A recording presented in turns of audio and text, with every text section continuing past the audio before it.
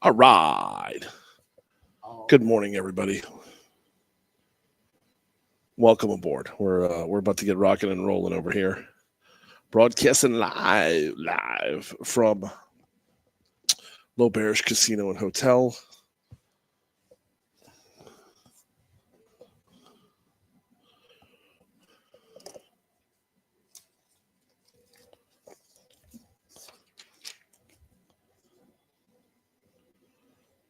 $6.50 slot.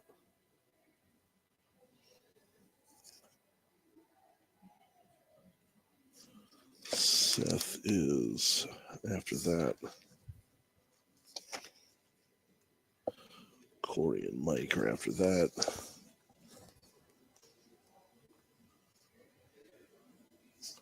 It's also Corey and Mike. All right, I'm going to have to close all that. That is hella loud.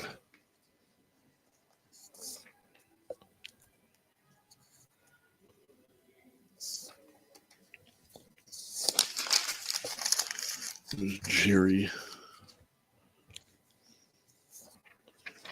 Jerry's my last guest, which makes this one also Jerry. Troy is after Patrick. All right, Brian, can you hear me? I can. How long we got? Oh, we just got into weather. Okay.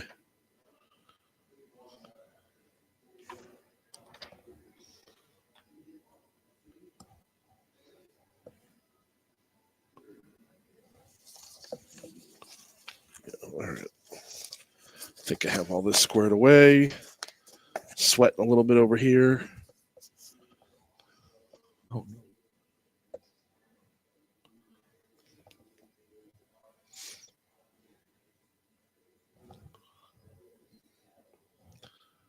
Garbage can is all the way across the room. do it. Do what? Take the shot. No. Missed by a mile. What does that look like on camera? Because I gotta whip it. I gotta whip it across like I'm like deep in the hole at shortstop. Man. I hit the can, but I didn't go in. Give me 1 sec.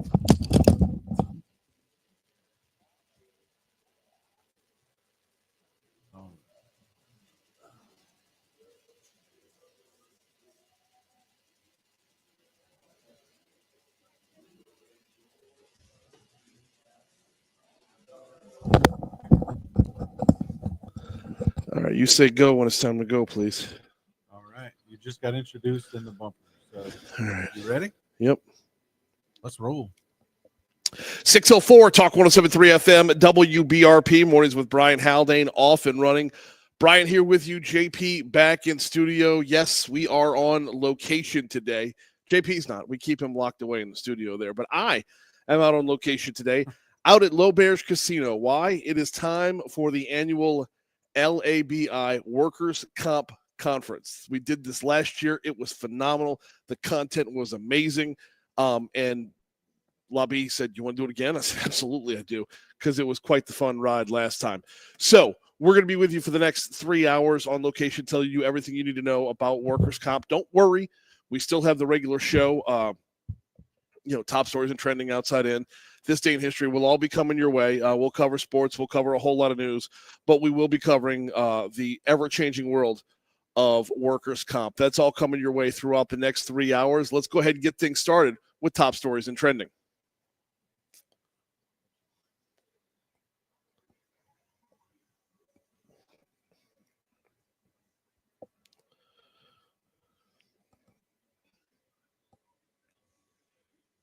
Number 5. I got to remember when I'm on location, I got to toggle back and forth here because I don't have things printed because I'm not in studio. All right, let's start off number 5. The EPA issued an update yesterday on recovery efforts to clean up the site of Smitty Supply and the surrounding area following that explosion and fire like well over a month ago, closer to 50 days ago at this point. They said they have recovered over 9 million gallons of waste thus far. They are still testing water samples. The organization is also focused on cleaning up the Tangipahoa River, and I can tell you, through our good friend Pat Mashburn, they are nowhere close to getting that done yet. Number 4. Governor Jeff Landry and the Louisiana Department of Health announced an increase in Medicaid reimbursements for providers yesterday afternoon. This should simultaneously increase the number of providers and reduce the number of emergency room visits for non-emergencies. Number 3. After Tuesday's video release, the NAACP Louisiana chapter is calling for Colonel Robert Hodges to resign. NAACP President Michael McClanahan essentially saying, and this is not a direct quote, but he's basically saying, new superintendent, same old LSP. Number 2. East Baton Rouge Parish Sheriff's Office announced that 2 separate investigations, both of which started last month, netted 9 drug arrests yesterday. These 9 arrests sparked raids of 7 different homes in EBR and Livingston parishes, pulling in a ridiculous amount of drugs off the street and a number of guns off the street as well. Those arrested were part of the rap label Spider Nation, and at least 2 more arrests are expected. Number 1. Number 1, it takes us out to the tropics because Jerry is now on the map. Hello, Jerry.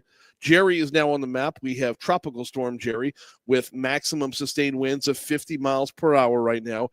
Jerry is looking, at this point at least, to remain a tropical storm for like the next day, day and a half, and then develop into a hurricane. Doesn't look like Jerry's ever going to be a major hurricane. And here's the bigger part.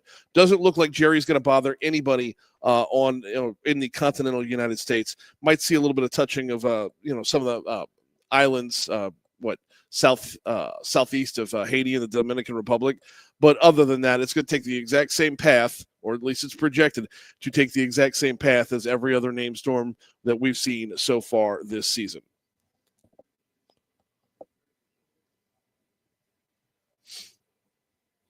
All right. Good morning, Brian. Good morning, John. Oh, man. How you feeling out there? Warm. It's warm, really? Yeah, hustling to get in here this morning. You know how once you get the heart rate up and the temperature up when you're trying to dial it back down, it feels like it takes forever. That's the phase that I'm in right now. Yeah. Well, hopefully get a little bit more comfortable as the show wears on. Ice cold Red Bull is going to help that out in just a minute. There we go. As far as trending stories go, questions about President Trump's health are coming up after a bizarre text interview between he and CNN's Jake Tapper. So, did you do any reading on this story, or because I know a little bit? I sent it over to you. Yep. The deeper I read into the story, the less I feel like it's a story. Did you get that same vibe? Yeah. Okay. Honestly, I was trying to dig a little more to see if I can get any more out of this story, but no, I guess just with his rapid responses in the text messages, I guess they weren't as detailed as I guess Jake would have liked them to be. So I don't know. Yeah, there's not really much there that I mean, some of his answers, maybe a sentence or two, and maybe I guess that's reason to question his health. I understand the text message interviews, like trading information back and forth with news people is a thing. I get that. We do it all the time. I mean, all the time. But so the topic of this was about the peace plan, the 20-part peace plan between Israel and Hamas. And it's like, I feel like first and foremost, that's not for text. Like that's, hey, you know what? This is a little too deep. I'm going to call you. That's not just trading, that's not the wife asking to grab a gallon of milk on the way home. That's right. So right from jump, you're not going to get the quality of answer via text that you would if you were in person. But beyond that, basically, he said only time will tell, like as far as the peace plan would work. And it's like, how is that indicative of the president's health in any way? I don't know. The more I read about it, the more I'm like, oh, these people are looking for clicks and they're getting them. Oh, for sure. Yeah. Absolutely. Yeah. Because even I tried to just squeeze as much as I could out of this story. And it seems very, there's really not much. Yeah. But like you go on Twitter and you can't find people not talking about it. Yeah. So, like I said, answering one or two sentences. Maybe that makes people raise an eyebrow, but I don't know. I don't see anything wrong with it. Hey, yesterday it was going around, speaking of rumors, that ESPN wasn't allowing Paul Feinbaum on network programming other than his show. Now the network is saying that rumor isn't true. Yeah, this was a big topic of conversation outside the our 104.5 studio yesterday. Because he's already been on 2 shows. Since the rumor came out that he wasn't allowed on any shows, we saw him on 2 different shows. And this stems from what we talked about last week with the possibility of if Tommy Tuberville gets elected governor, Paul Feinbaum's going to run for Senate or vice versa.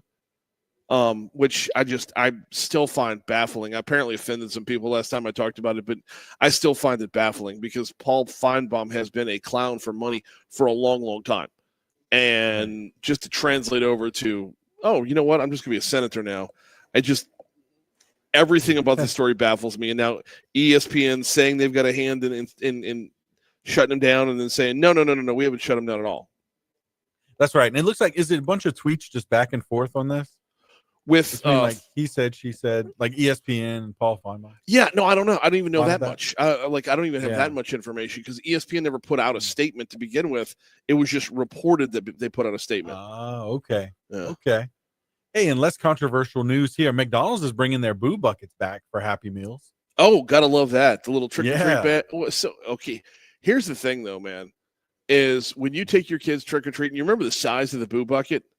Yeah. They're pulling in way more candy than that these days. Right. Like right. You would fill up probably 3 boo buckets on a good trick-or-treat run. Yes. If you're doing your job. Indeed. Oh, for sure. And if you're doing your job as a parent, you're making sure they're filling up 2 to 3. Because otherwise you don't get enough Twix bars to tax them. That's right. Yeah, absolute dad tax on that. Do you tax your kids? Absolutely, and they know it's coming too. Yeah, they know it's coming. Yeah, and they don't get to determine what. You don't give me the bit of honey. I'm going Twix bar. That's like right. Don't give me your garbage. When I tax you, it's a luxury tax. I don't want your candy corn. Give me a Twix. Give me a Snickers. Give me a Reese's. Give your mom the Kit Kat. Yes, absolutely. Got it. Yeah. If you're not taxing your kids, you're not teaching them about life, man. You're failing as a parent. All right. We're just about 6:12 at Talk 107.3 FM, WBRP. We're due up for our first break. When we come back from that break, we're going to cover a little bit of sports. Before we take that break, though, want to remind you about Mathern's game day weekend this weekend. It's a home game this weekend. The closest grocery store to Tiger Stadium is Mathern's. The only full-service grocery store on campus is Mathern's. They're in the Nicholson Gateway Shopping Center that is directly across the street from Tiger Stadium. So if you don't already know by now, well, first of all, if you don't already know by now, you should, okay? When you're heading out to tailgate, you run out of charcoal, you run out of cold beer, you run out of whatever you run out of. Did we forget barbecue sauce? Whatever the case might be, Mathern's has got you covered, and they're just a short walk away because they are right across the street from Tiger Stadium in the Nicholson Gateway Shopping Center. And if you don't have a tailgate that you call home base and you bounce around from tailgate to tailgate, pop on by. Get yourself a bowl of jambalaya. Get you a couple cold beers. If you go inside, they blow out the salad bar and they fill it with beer. If you're outside, they set up the pop-up tent so you can just grab and go on your way. Here for you as a full-service grocery store every day of the week, but on game day especially, it's Mathern's. All right, you're clear. Cool.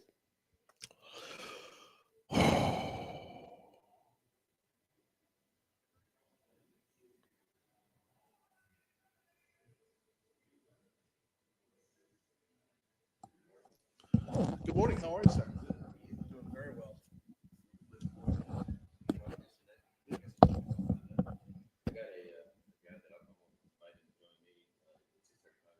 Don't mind at all.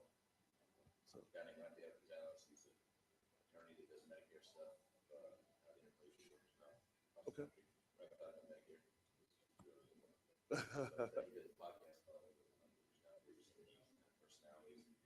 Okay. Sure. Well, it's not like Medicare and Medicaid aren't a huge topic right now. Yeah.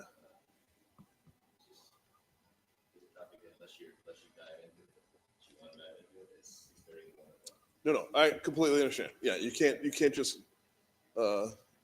breeze past it. It's either all in or not. So, no. I am going to need another chair to bring him over here. So, but I just stole from over there. There were none over here.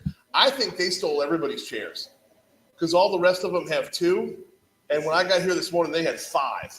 Well, this is the workshop. That's LABI work. Yeah.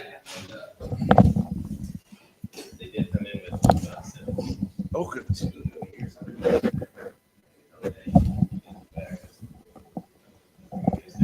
Yeah. Say the last one again. Absolutely.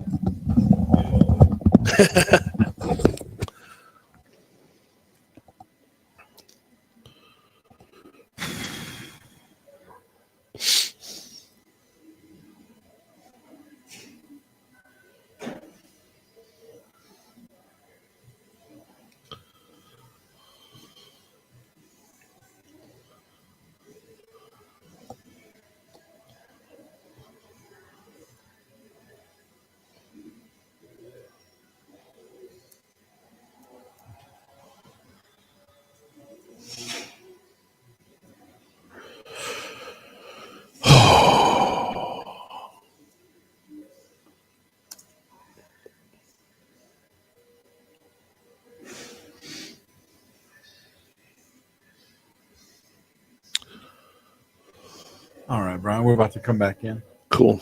I'm about to hit the bumper. Just say go. That's when I go. Okay.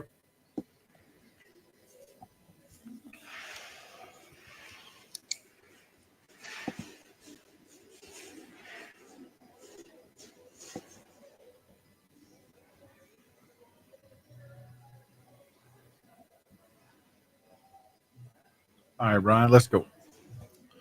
617 at Talk 107.3 FM at WBRP. Mornings with Brian Haldane. Rolling right along. Broadcasting live on location for the LABI, the Louisiana Association of Business and Industry's annual Workers' Comp Conference. We're about 15 minutes away from fully diving in on the ever-changing world of workers' comp. Small business owners, employers, there's a lot to do. Employment managers, HR managers. There's so much you need to know. And so much of it changes annually. So we take this deep dive. Now, that being said, we don't get too far from the actual show itself. So now is sports time. Let's dive in on that front. You got South Carolina coming in to Tiger Stadium this weekend. They're 3-2 on the season so far. They've got the number 91 scoring offense in the nation. They post up just shy of 25 points a game. Head coach Shane Beamer, and shout out to our news partners at the Louisiana Radio Network for gathering the audio.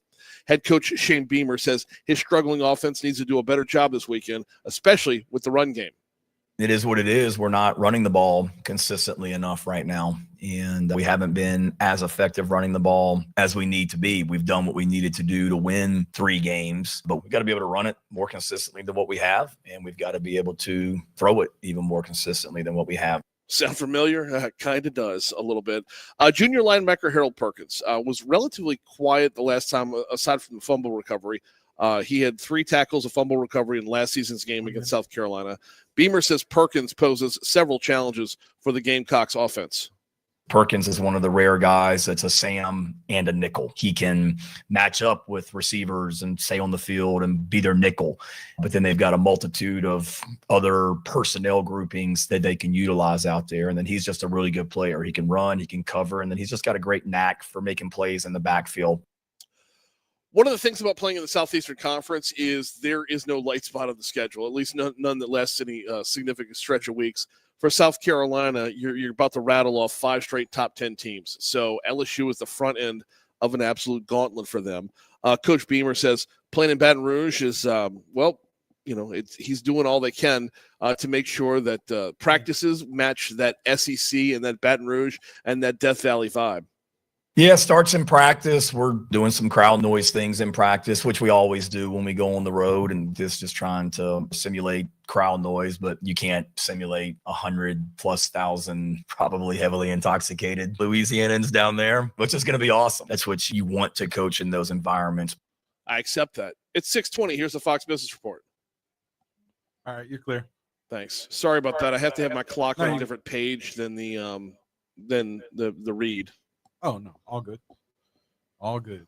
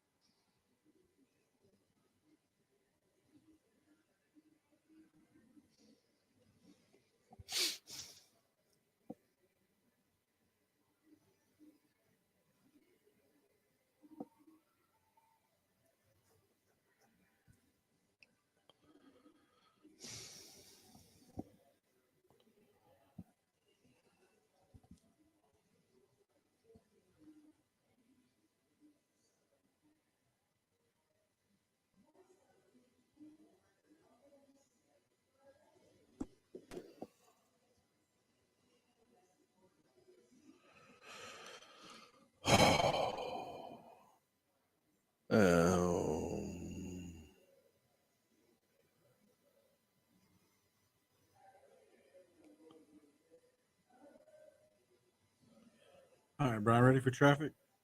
Yeah. We're about- All right, let's go. Time to head back to the traffic center and take a look at what's going on. We're going to start off with just the general advisory. A lot of, well, depending on where you are now, a lot of fog out there to start off your morning. A lot like it was yesterday morning, except the fog got here earlier for today. I can tell you that if you're on the interstate, I-12 westbound coming in from Livingston Parish, a little bit higher than normal volume right now. Not a whole lot of delays, but you won't have a whole lot of elbow room all the way from Denham Springs up to the 10-12 merge. It's just heavy. It's nothing to make you want to change your route or anything, and I'm not seeing any accidents reported as a result of it. On 10 westbound coming in from Ascension Parish, we're looking good. 10 eastbound coming in from West Baton Rouge Parish, we're looking good, as well as I-110. Now, surface streets, I apologize, y'all. I'm a little bit hamstrung this morning because I'm not back at the home base. I just have the Baton Rouge government traffic incident list, which apparently is down right now due to a system upgrade. So I've got no data on that front, but I'm not seeing any big red lines on the map to report. So we're just going to go with an all clear to start off your morning. That's your look at traffic from the Talk 107.3 Traffic Center. All right, you're clear. No cuts here, huh? No. Okay, just making sure. All right, we can roll whenever you're ready. You ready? Yeah. Let's roll. We're at 624 at Talk 107.3 FM, WBRP, Mornings with Brian Haldane, rolling right along. About 10 minutes from now, Patrick Robinson from LABI is going to hop on board to get started with our guest list for this workers' comp conference. We did this last year. Love doing it again. It is just chock-a-block full of fantastic information. Before we get there, though, do want to remind you all week long, this is Lawsuit Abuse Awareness Week. And we are all over. We're going to talk with Lana Venable from Louisiana Lawsuit Abuse Watch tomorrow. We talked with Tiger Joyce back on Monday. And I can tell you that when it comes down to it, there's a reason that we have Lawsuit Abuse Awareness Week. It's because just some raw numbers here. Last year, lawsuit abuse led to nearly 40,000 jobs and $3 million in personal income lost for hardworking Louisianans. Meanwhile, trial lawyers are spending tens of millions of dollars on advertising, reinforcing that culture of jackpot justice, which if y'all pay attention to the show during the legislative session, you know my pet peeve with that. You know that every law that they're out there trying to pass within the state legislature, until you could break that culture of jackpot justice, I don't know that we're getting where we full on need to be. So we tend to call a little attention to it overall this week. If you want to learn more, visit LLAW.org, LLaw.org. Baseless lawsuits are targeting our job-creating oil and gas industry. We talked about the coastal lawsuits with Tiger Joyce earlier this week. It's not a business-friendly environment, and we can do something about that. Visit LLaw.org to learn more. There's going to be, for some time, an extended story on this Kyron Lacey story. The state police have responded to Kyron Lacey's attorney, and the Advocate's got a great story out right now that I was reading up on before the show this morning. They say nearly half a year after former LSU wide receiver Kyron Lacey took his life, two contrasting narratives are publicly emerging over how Louisiana State Police handled the investigation that led to his arrest 3 months before his death. Lacey was accused of causing a December 17th, 2024 crash that killed 78-year-old Herman Hall, a military veteran from Thibodaux. While his car never collided with others, state police claim Lacey's reckless driving caused a chain of events that led to the crash. Now, there's a ton of video out there that is available to be consumed that shows you, depending on which video you're looking at, two completely different perspectives. In January, Lacey turned himself into state police on counts of negligent homicide, felony hit and run, and reckless operation of a vehicle. He was seen by many as destined for a future in the NFL. I'm reading from the Advocate's article, by the way. And let me scroll back up to make sure I give proper attribution here. Big shout out to Aiden McCahill. I hope I'm pronouncing that name right, who did a fantastic job on this. He goes on to talk about the future that was laid out in front of Kyron Lacey. He was going to be a high draft pick. He was destined to be an NFL star. He was next up, right? As far as LSU receivers were concerned.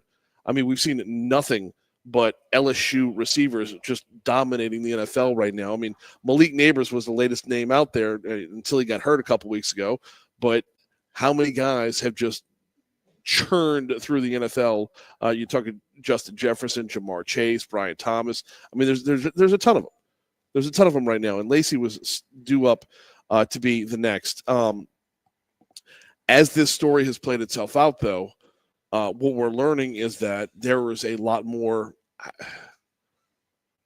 I don't want to say middle ground because you're either going to be one way or the other, but there's a lot more that needs investigation. I want to get Liz Merle on the show to talk about this at some point because I know her office is going to pick up the investigation as well. But this is gone from tragic to potentially criminal.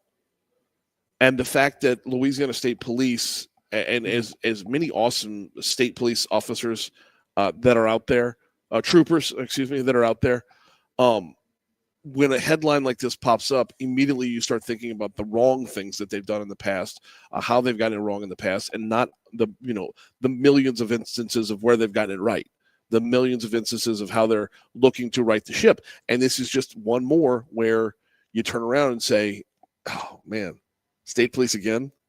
Like immediately thoughts of Ronald Green pop up. And these two things are nothing alike. And I don't want that narrative to supersede this narrative, right? I don't want people thinking that this is, what happened with Ronald Green, completely different than this. But what's the old phrase? It's not the scandal, it's the cover up, which is why right now and moving forward, everything needs to be completely transparent. No matter who's handling the investigation, everything needs to be out front for all of us to consume as best we can. Because I can tell you over the last 48 hours or so, as this story has continued to advance, the number of people who are just unbelievably vocal and dead set in what they believe to where you have to think an investigation isn't going to change anything as far as perception is concerned. The number of people who are just completely dug in on this already is ridiculous. So, and oh, by the way, 2 people have lost their lives as a result of, the one person, Mr. Hall, who died in the crash, and then Kyron Lacey, who ended up taking his own life. There's no way to separate that tragedy from the rest of, anything from political talking points to just the overall side taking that's going to be going on. We're going to talk about it a lot more. We're going to bring on experts on the topic to be sure. Right now, though, it's 6:30 at Talk 107.3 FM. Here comes ABC News. You're clear. Cool.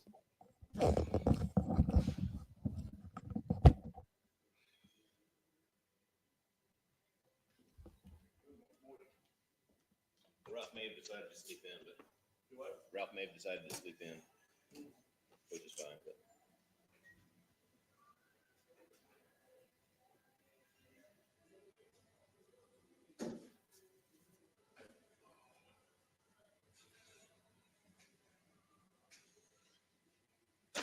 that Kyron Lacey story is just tragic. Oh, I know.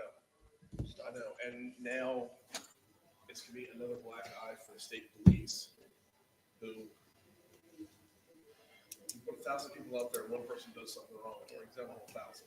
Yeah. So. Yep. On the other side of that young deputy that was killed grew up playing baseball with my son. So. Young deputy. Oh, Iberville? Yeah. Yeah. Really good young kid. Another sad story. Very. And then the sheriff's son was the one who was injured, right? That's what I think. Yeah, that's my understanding. That one right there. This, Yeah.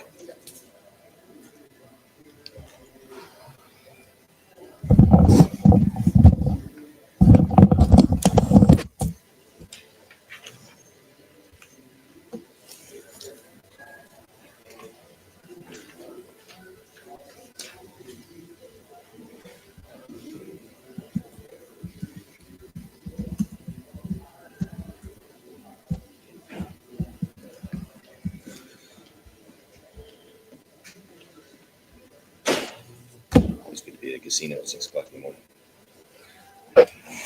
I did a couple weeks ago. I did 2 shows back to back from one from Low Bears and one from Golden Nugget in Lake Charles. And I did a whole bit about that vibe of like, I'm walking in to do the show. Or start prepping for the show. It's 5 o'clock in the morning, and like Donna Summer's Hot Stuff is playing. It just changes your whole day. Yeah. Good morning. Good morning. You're Vice President of Governmental Affairs, right? Right. Where do you want the conversation to start? And then we'll take it from wherever. Just ask how yesterday went, and we'll just kind of take it into the conference and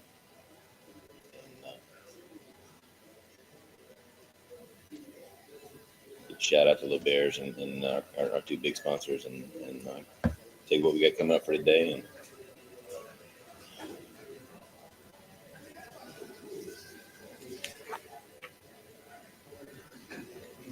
if you want to ask about what we're looking at for the next session, we can talk about that a bit. Yes.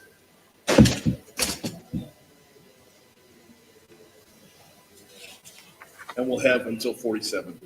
Okay.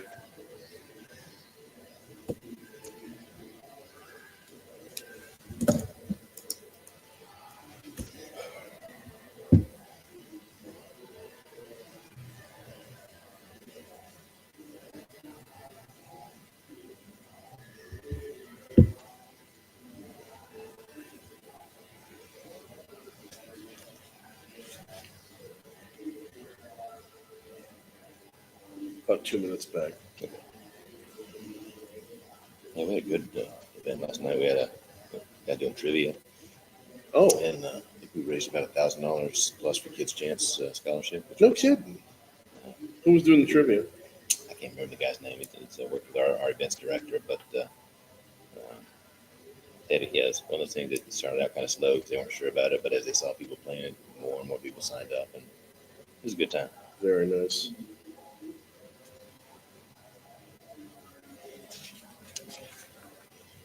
I think we got more alcohol to give away at this conference than where I've been. I got 2 bottles of bourbon and 2 bottles of wine to raffle off, and half these tables have some kind of liquor to raffle off. Very nice.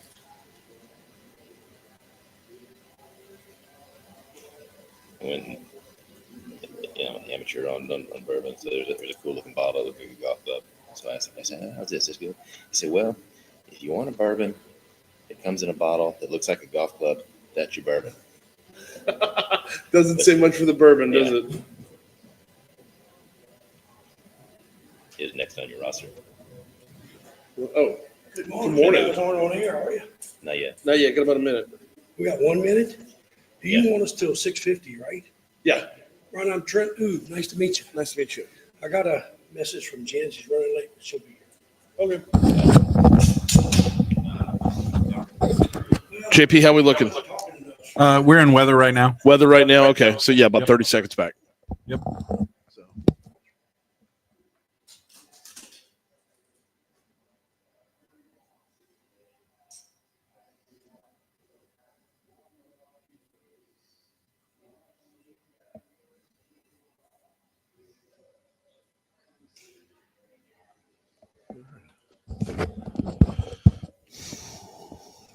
All right, Brian, let's go. 636 at Talk 107.3 FM, WBRP, mornings with Brian Haldane, rolling right along. Let me get a little wake up here. Hang on. All right, there goes the Red Bull. Whew, about to crank it up because we are broadcasting live from L'Auberge Casino for the Louisiana Association of Business and Industry's annual Workers' Comp Conference. Joining us now to talk about this a little bit, the VP of Governmental Affairs for LABI, that would be Mr. Patrick Robinson. How are you, man? I'm good, Brian. How you doing? I'm doing very well this morning. So you and I were talking during the break. I love walking into a casino at 5 o'clock in the morning. Absolutely. You know, 'Cause- it's something I do. I try to do 2 or 3 days out of the week, Brian. and make sure I can keep up. The mix of people leaving the casino at 5 a.m. As you're walking in all bright-eyed and hadn't had my Red Bull yet or any kind of caffeine or anything, but to see the folks either walking out like super duper happy or maybe not. Absolutely. Yeah. It energizes you as you walk into the building. Mhm. So get a little late 70s disco going, and I'm good. Oh yeah, you give me some Donna Summer hot stuff to start off my morning. It's a different day. We got a lot of ground to cover this morning. Well, actually, can we start by rewinding back to last night when the conference kicks off? You'll do the whole shindig the evening before. Tell me about it. We did. We had a great day yesterday. L'Auberge is a fantastic host. We came in yesterday to set up, and they were ready everybody moving. They had probably 15 people running around here getting everything set up. Yeah. So great day yesterday. We had Secretary Susie Showen with formerly Louisiana Workforce Commission, now Louisiana Works, start off the conference and gave a great lead off. But we had numerous speakers during the day, and then we finished it off with a welcome reception last night, which we've tried to incorporate some new stuff to make the conference a little fun. My theory on this is always, if you do about 70% information, but include about 30% entertainment and jokes and so forth, you come out a lot better. So we added a trivia contest to our gala last night, and had a couple of folks come in, and everybody downloaded the app on their phone, and it was a fundraiser for the Kids Chance Scholarship Program. And interest was a little slow initially, but the more people saw everybody playing, having a good time, we wound up raising $1,000 plus for Kids Chance, which I was really excited about. I did not win, which is unfortunate, but we did give away several bottles of liquor, which will keep people remembering us for a little while. Until they finish the bottle, right? You got it, yeah. Well, then it's time to come back for more. So that's a good thing on that front as well. One quick question though. Trivia was like general knowledge. This isn't like workers' comp trivia. Y'all weren't like completely down and dirty in your own weeds. No, it was the way they did it was general trivia, and then they would I think the tiebreaker was old music. And, so they would play a couple of licks of a song and then give everybody a chance to identify what the title was. And most of them I knew because it was pretty old songs. Some of them got a little bit out of my genre, and I had to defer to some of my younger colleagues. But great time, everybody enjoyed it. Very good stuff. Which winds us up to, or leads us up to today. What's today looking like as far as the conference is concerned? Give us the general rundown. Today is a full day. Yesterday was a half day. We started at noon with registration, and then went till about 5:15 with content and the reception after that. Today is a full day, and we will start with breakfast at 7:30 that Little Bears does a great job with. But we have speakers from Baton Rouge, from New Orleans, expert attorneys. We've got folks coming in from out of state to talk about some of the national issues that we're looking at. This year, we've added a feature for our lunchtime event called Comp Talks, which is an idea that I stole from a conference I attended in Florida, which is just going to be 5 to 8 minute presentations by several of our exhibitors and attendees here on new ideas to kind of think outside the box on workers' comp and look at some things that we can do to make workers' comp work better in Louisiana and get people back to work. So I'm kind of excited about that. That should be a good event. Very cool stuff. We're talking with Patrick Robinson from the Louisiana Association of Business Industry, handles VP of Government Affairs over there, kind of ringmaster for the events for today and tomorrow. Patrick, run me down a little bit of what's the latest here, because I mean things change every single year. So what's the latest to come out of come out of the legislative session that people need updates on workers' comp? The issue with workers' comp is that as much as there is a crisis in auto insurance and homeowners insurance, workers' comp premiums in Louisiana are really high, and employers who are paying them know that. We are significantly higher than our surrounding states and the national average. But it's not that sticking point that automobile insurance is, and it doesn't really raise or get the attention of legislators as much as some of the sexier insurance issues that are out there. But it is something that's sort of part of what you've talked about, that jackpot justice. Oh, yeah. You can run into that with workers' comp. And the results is that you drive a lot of litigation. And litigation, in my experience, lawyers do a lot of good work, but in a lot of cases, litigation just delays somebody going back and getting the treatment they need, getting vocational rehabilitation, doing the things that will help them get back to work. So as we head into, we're kind of in that lull between sessions, and we're looking at potential bills, getting suggestions from our members, trying to talk to some of the folks that are on the other side of the workers' comp equation, and come up with some ideas that will make this system work better for everybody. Things that will primarily cut down on the duration of disability. For whatever reason, if you look at some of the national numbers, in Arkansas, the average duration of temporary disability is 13 weeks. In Texas, it's 14 weeks. In Louisiana, it's like 34 weeks. So we're talking 2.5 times the duration of disability compared to our neighbors in other states. And that's something, Louisiana people are not any more fragile than our neighbors. It's our system, and we just got to come up with better rules to make this system run better and get people back to work. I mean, you never think about those hidden costs within there, right? In fact, when you're looking at job creation, when you're looking at economic development, the hidden cost to an employer of more than double the time that someone's can be out on disability when they are. Yeah, you're looking at a system that plays. We've got $1 billion in workers' compensation premiums, more or less, that employers pay every year. And if you cut that, we are 30% or so higher than the national average. If you reduce our premiums to the national average, you're talking about $300 million that you're pumping into the economy for employers to increase wages, pay better benefits, improve their facilities, lower prices for consumers. All of those things I think are a better way to spend that $300 million than pumping it into workers' comp premiums. Well, and the money's one part of this, but what hooked me last year, and I can't remember who it was I was talking to, which segment it was last year, but what hooked me was about the personal fulfillment into this. Is look, I know you can't remove money from the equation. I know that's what makes the whole thing move, but just laying on your couch collecting a check is not fulfillment as a human being. Absolutely. And it's, we had a presentation yesterday on the workers' compensation fee schedule, which we've talked about before, and it's a problem that's going to take all sides coming together on a solution. Yeah. The ultimate goal of this system is not to just continue to pay benefits, is to get people the treatment they need, get them book rehab, get them back to work sooner rather than later. Because you're right. It is much better to have a job, to be part of contributing to the economy than to sit home on the sofa and just collect a check. And that's really what the goal of this conference. We've got lawyers on the defense side, lawyers on the employee side. We have claims representative. We have healthcare providers. We are representing at this conference every part of the workers' comp industry. And the goal, in addition to just the presentations, is to give people a chance to talk about solutions, to talk about the problems they have, because it's not that this is a problem that is entirely created by trial lawyers. Everybody has a role in the issues that we have in this system. So what we try to do is give them an opportunity to come together, talk about it, put a face behind the voice on the telephone, and come up with some solutions that we can change or morph into bills that we can offer in the session and really make some positive changes. All right, let's spend a minute on that because we got about 2.5 minutes before we got to hit our break here.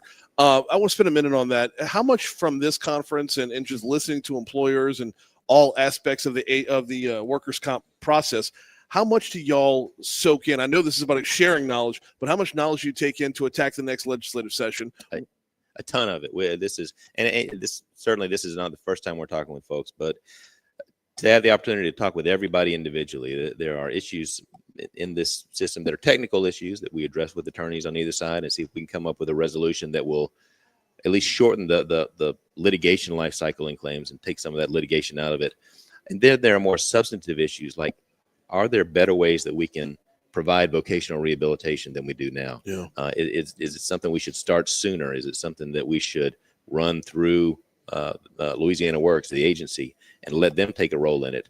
And is there something we need to do to our statute that creates disability benefits, the indemnity side of the workers' comp equation, that will bring us more in line with other states? Because we are just a sore thumb in terms of if you look at any kind of graph, and nobody understands why, other than that the rules we've created within our law allow that to happen and incentivize people to stay off work.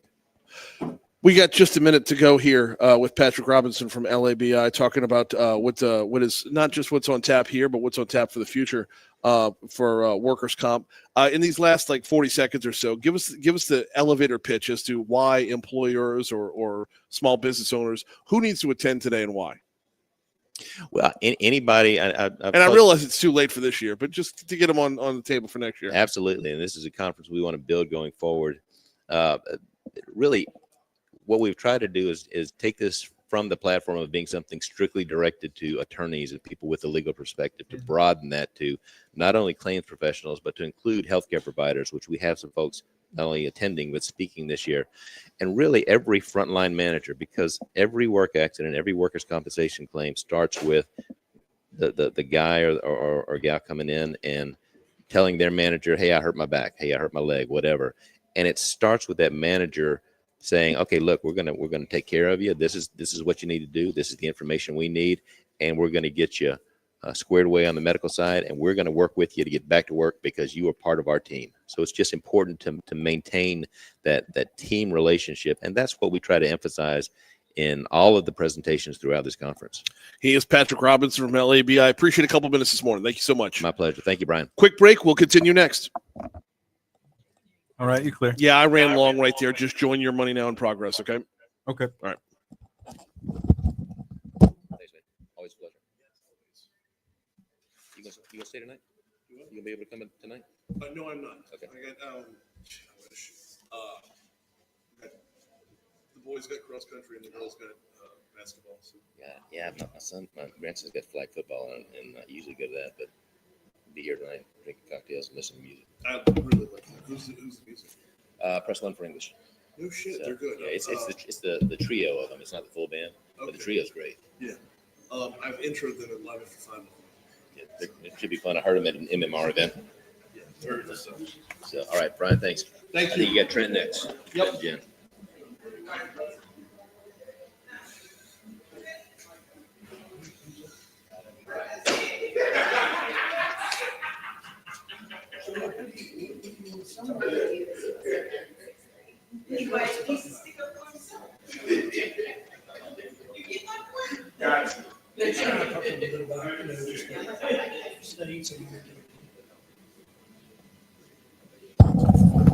Good morning, Christy. Welcome in, Boo. Provided you're in there.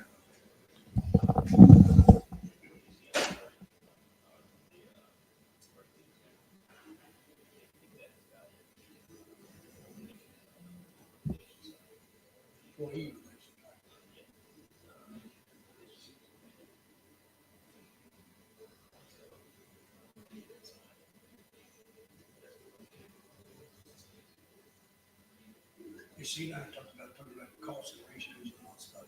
You've already covered that, right? Just talking about us and other states. Yeah.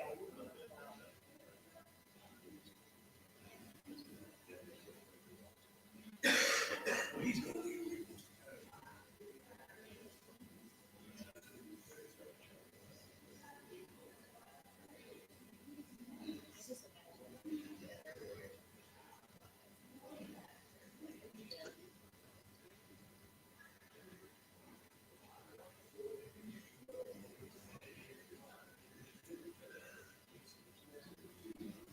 We want to tell LABI because we can do it. That's what lawyers do, right? LABI, sometimes you do it. I make you say, I was just.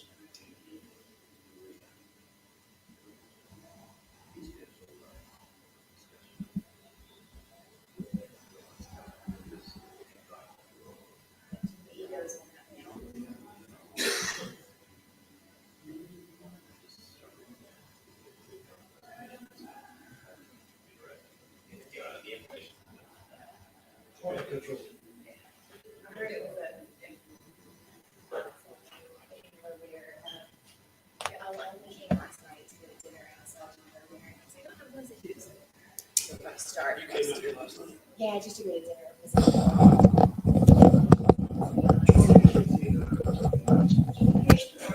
Good morning. He and I played golf all the time, do trips together. Yeah, it's great. So I got you on both? Yes. Okay. Good deal. Have a seat. Grab a headset. We're back in 1 minute.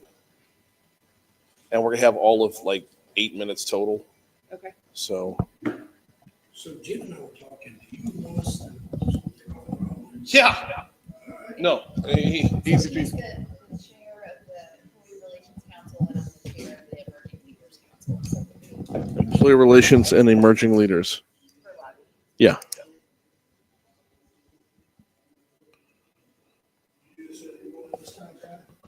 I'm sorry? Yes. 6 till 9 every morning. Yes.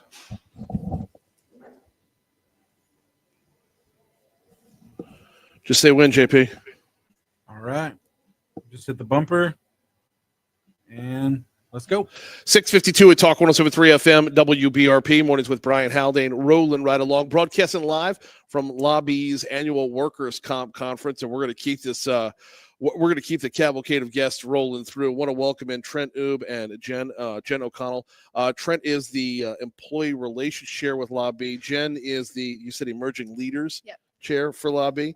Welcome aboard. How y'all doing this morning? Hey, doing well. Good morning. I'm basically going to step aside and let you two talk. I mean, because there's only so many things that I can ask within this 8-minute segment, but y'all are ready to run. Let's talk about, just launch it off with your purpose here, and really, if you could, kind of direct the conversation towards this overall cost of workers' comp. Wow. Good topic. And Jen and I are both defense attorneys. And so we represent employers, self-insurance funds, insurance companies, things like that. So we see the costs. And she and I talked before this morning's session about just that.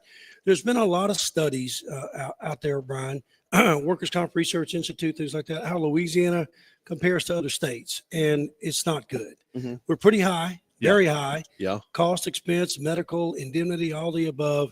And so part of our job with LABI that Jen and I are working on our councils together are solutions. How do we fix that? And real quick on the Employee Relations Council, and then I'll defer to Jen, what we're trying to work with are partnerships with the doctors, with the other side, the claimant attorneys, things like that, things that we can come on common ground with to try and bring those costs down for the good of the state. Because at the end of the day, what's this about? Workers, right? Right. Our most important asset. And work injuries are inevitable. They're going to happen. And so what we want to do is a simple goal: get them back to work in the most efficient way possible. Well, there's the breakdown. And a lot of people don't want that to happen. Mm-hmm. A lot of actors in the field have monetary gain when they don't come back to work. And so our goal is to close that gap and make that happen. Hang on. I want to pause right there. Who profits when people don't come back to work? We can go down the list, but and I'm friends with them, so it's not personal. Claimant attorneys. Okay. They make a percentage of the checks that are paid, indemnity checks, when the workers are off, or lump sum settlements. So the longer they're out of work, the more they get paid. It's real simple math. Medical providers who continuously provide unnecessary care. Much care is necessary, surgeries, all the above. But many doctors, and they're known across the state, will continuously treat. Why? Because they write their own checkbook. Right. Okay, care. And so it doesn't stop ad infinitum. And so that's a concern. That's why Louisiana is more expensive than many and most states with our comp claims, because of those factors. And our focus is to do something about it. Jen, how do we go about doing something about it? Yeah, so one of the things we're trying to do with the Emerging Leaders Council is make sure that young people understand the importance of being involved in this process, being involved with LABI. And with the ELC, what we have is not just defense lawyers, not just insurance companies, but representatives from all across the industry. Our exiting ELC chair, for instance, is from Placid Refining. And the refining industry isn't super pertinent to me, but she's able to reach out and now have this collective voice of explaining to other people what issues are impacting her business. And keeping our young professionals engaged in this will hopefully keep them here, help encourage the entrepreneurial spirit for Louisiana, and also help people understand that if you can join LABI and you can have this collective voice, maybe this year insurance isn't a big issue for you. Maybe it's tax regulation. You have people on your side within ELC where you can join the tax council, or maybe it's a healthcare issue, and you can get that support that you need to help navigate those issues. And so beyond the clear problems we're having with workers' comp, ELC is really important to help us make sure that we have a succession plan for LABI. We have a good succession plan for our businesses to keep the state moving forward in the right direction. How do we go about, and getting back to Trent for this, how do we go about working that balance between getting people back to work and not coming off as the heartless you-know-what? Good question. Well, the first step that LABI, through our councils between Jen and I, are working with communications, with the doctors, with the adverse attorneys, because the system, we know has some issues. So the first step is communication, to try and come to common ground with the doctors, with the claimant attorneys, and get there. Now, that's easier said than done. We have tried that in the past, hadn't always been successful. And so the ultimate step is legislation, revising bills, statutes, things like that. For example, Louisiana is a wage loss system. meaning that if an employee gets hurt on the job, they are compensated based upon wage loss. A percentage of their wages they get paid, and technically it could be for life. Temporary total is a misnomer. It could be for life. Right. And so in other states, it's a benefit duration period. So you get X number of weeks of benefits for the type of category. Louisiana really doesn't have a lot of that. Our categories are going forever and ever and ever. So part and parcel of that problem, it benefits employees and bad actors who want to profit from that system, stay off of work and stay on workers' comp and make money off of it. So if we can work with those statutes to say you're not allowed to do that, Right. it's not going to be a lifetime pay. It is not a retirement plan. Right. Getting hurt on the job is a goal to get back to work, not a retirement plan.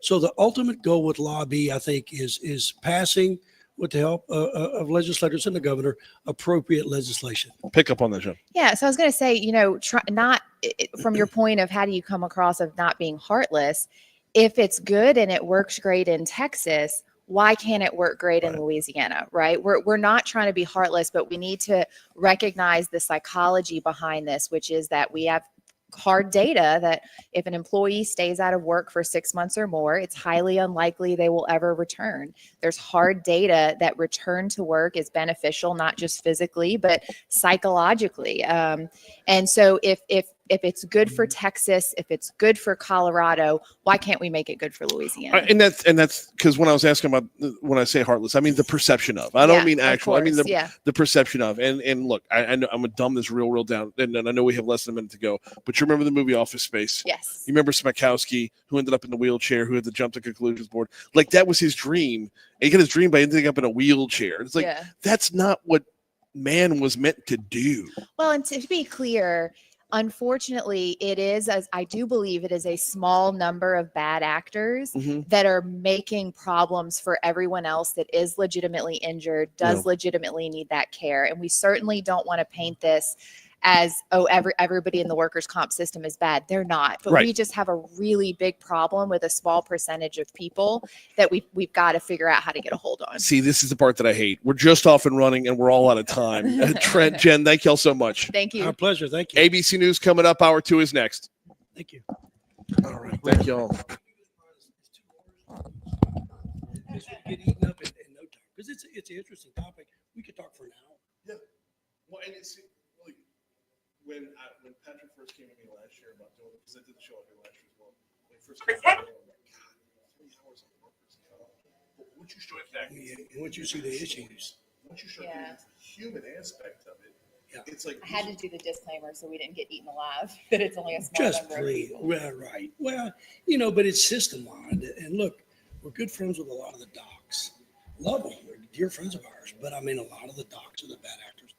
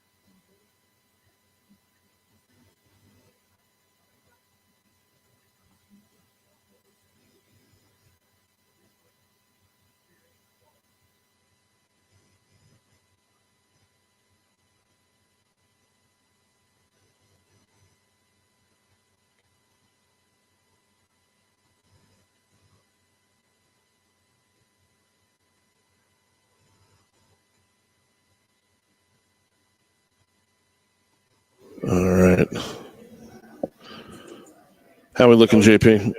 We're in weather right now. Okay.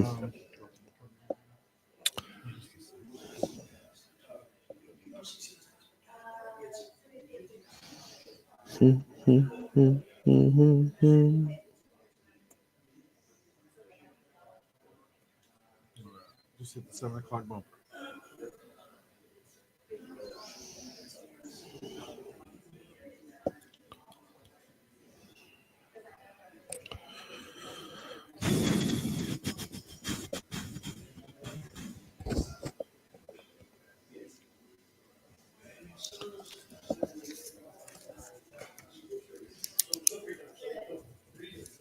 All right, let's roll. I'm sorry. Did you say something? You were in the. Oh, let's go. We can roll. Cool. 7:05 at Talk 107.3 FM, WBRP. Mornings with Brian Haldane, rolling right along. Hour 2 coming your way right now. Brian here with you. JP back in studio as we're broadcasting live from the Louisiana Association of Business and Industries annual Workers' Comp Conference. Hour 2 is coming your way right now, starting off your second hour at 74 degrees in downtown Baton Rouge, also starting your second hour with a heck of a lot of fog out there, so be careful on the roads. Coming up this hour, we've got more guests talking about workers' comp, and look, that last segment was spot on to why I'm all in on doing the show here, because you start to talk about human stories. You talk about individual stories. You talk about the workforce in Louisiana, and the people that make up that workforce. And, you know, are they making the most of their mission in life? It's just, it is fascinating stuff. We'll have Troy Prevost coming up in the next segment. Seth Irby, from Louisiana Works, coming up later on in the hour. Right now, though, we start off your second hour with top stories and trending.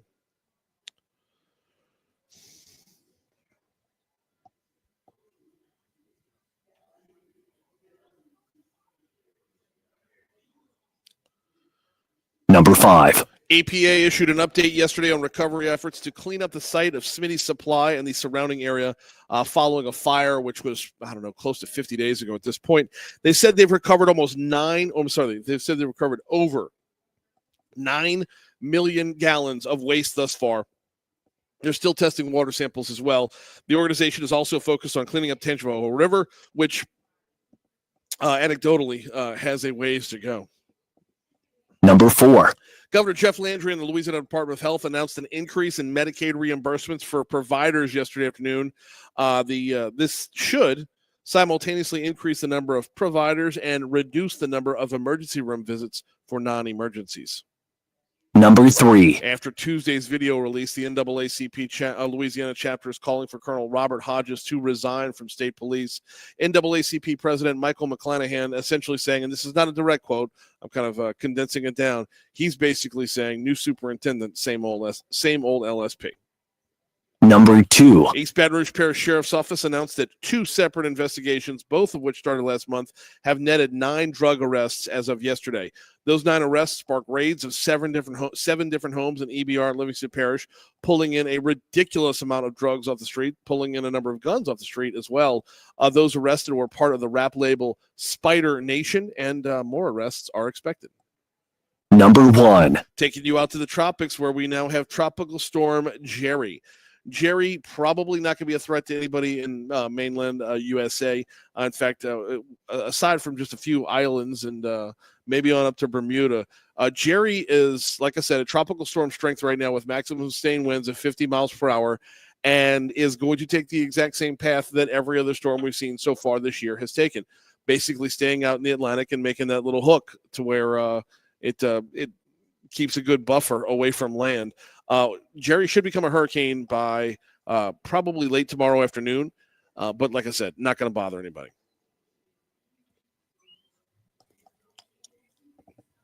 Trending. All right. Good morning, Brian. Yeah, good morning. What you got, JP? Well, questions about President Trump's health are coming up after a bizarre text interview between he and CNN's Jake Tapper. So you and I talked about this last hour. The more you peel back on this, the more it looks like this is somebody trying to make a story out of something that's not. And the thing is, I don't think it's Jake Tapper that's doing it. We had Jake Tapper on was it Monday, I believe? Monday, yeah. Yeah, Monday morning, talking about his new book. but the president and Jake and the president were having a text interview, I guess you could call it, talking about the 20-part plan for peace between Israel and Hamas.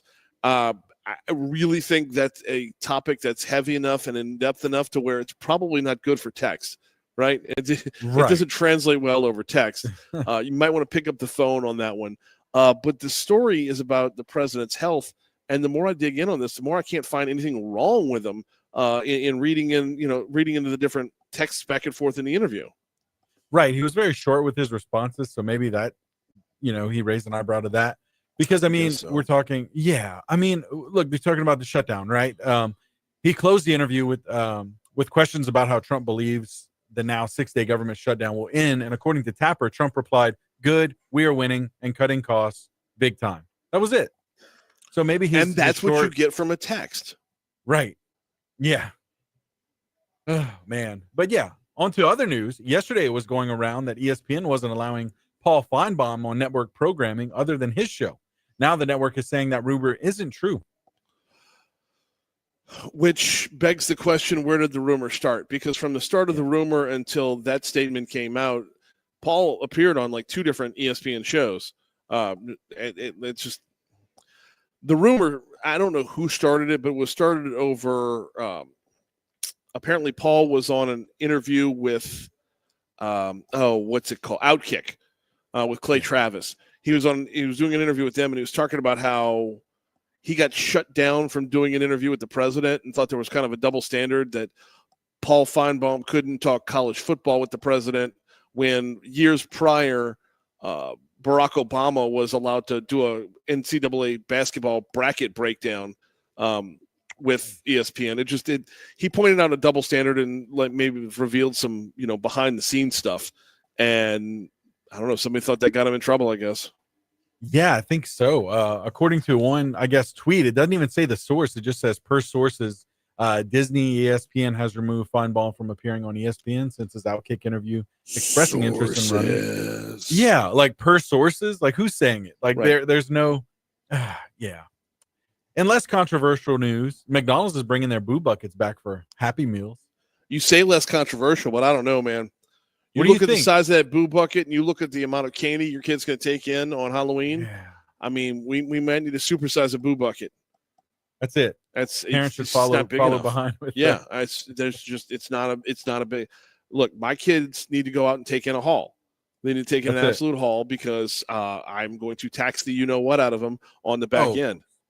Absolutely. Have to. Full on. What's your favorite? Give me your favorite Halloween candy. Anything Reese's, anything peanut butter and chocolate. Same. Yeah. I like a mini Twix bar. The mini. You can't go wrong with Twix or Kit Kats, anything like. Oh, yeah, just so good. As long as we're not buying off-brand candy. That's my only ask in life. No off-brand candy. We're rocking and rolling here at LABI's annual Workers' Comp Conference. We are due up for a break in just a quick minute. I do, however, before we hit that break, need to remind you about Vex European. I tell you I need to remind you about Vex European, but they're closed this week. Like, completely closed. The whole staff going out, training, learning more, getting up to speed on the latest when it comes to your make of European vehicle. What other shop does that? Like, closes down the entire shop for a week so that everybody can be up to speed, so that everybody can be an expert, so that everybody can have their Vexpertise when it comes to taking care of your vehicle. Website's still open, though. If you want to go ahead and start making your appointment for, let's say, started off Monday when the shop's back open again, go ahead and do so. VexEuropean.com, VexEuropean.com. I went by on Monday. I had to get a little, I had to get a headlight replaced. And was sitting down talking with Vinny. I was like, dude, that's got to be a killer on your bottom line. He's like, it's worth it, though, man. If you want to make sure that your staff knows what they're doing beyond what anybody else can do in Baton Rouge, it's worth it. So I'm here for it, man. I'm proud to be a customer of Vex European. I feel so comfortable knowing that they are taking care of my car to the absolute best ability out there. VexEuropean.com. All right, we're clear. Cool.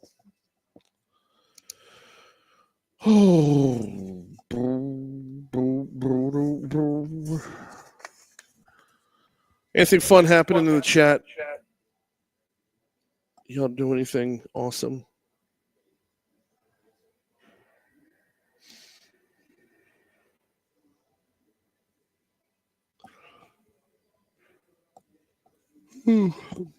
No, we're good.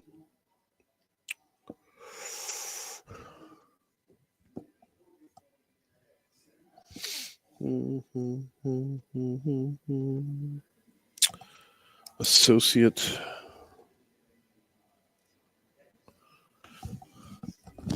Hey, Troy. Come over.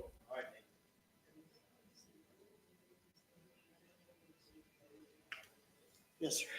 Here, this middle chair here. Okay. Actually, either chair is fine, but it's the middle head. The middle head. Sure. So do you have any preconceived things you want me to deal with? The email from Patrick said, shine a light on ODG's formulary Yeah, guidelines. okay. And workers' comp tools. Yeah. It says ODG. ODG, official disability guidelines. We're evidence-based guidelines. But and I can start a little bit with why those things are important. But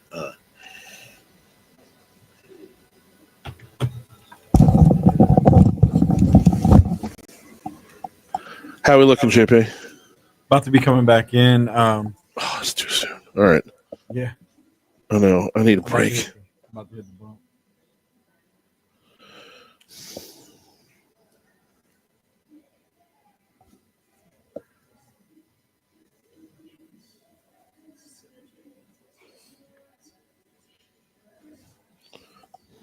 All right, let's roll. And it's pronounced Prevo, right? Yeah. Just making sure. 7:16 to Talk 107.3 FM, WBRP, mornings with Brian Haldane, rolling right along. We are at LABI Casino, broadcasting live from LABI's annual Workers' Comp Conference, and we're about to dig in big time on, well, honestly, some of the rules and regs, some of the guidelines out there that have us set where we are right now in the workers' comp world. I want to welcome in Troy Prevo. He's the Associate VP for Strategic Solutions. He's the guy behind the scenes that tries to fix this. You know what? Fixer. Attempt. Fixer is attempted fixer. Solution bringer. Yeah, there you go. Yeah. Welcome back, man. How are you? I'm good, man. How are you doing? Doing very, very well. I want to start off with so when you talk about the disability guidelines, can we start off with just a little precursor of what goes into whatever formulas are out there right now that have us where we are? Sure. So one of the things that obviously when you look at a workers' comp claim, you're dealing with the wage replacement, which I know Trent talked about earlier. Then you're dealing with the medical cost, which is what we address. And then you're dealing with the expense side, which is the lawyer fees and all the other things that come in, voc rehab, nurse case management, all that.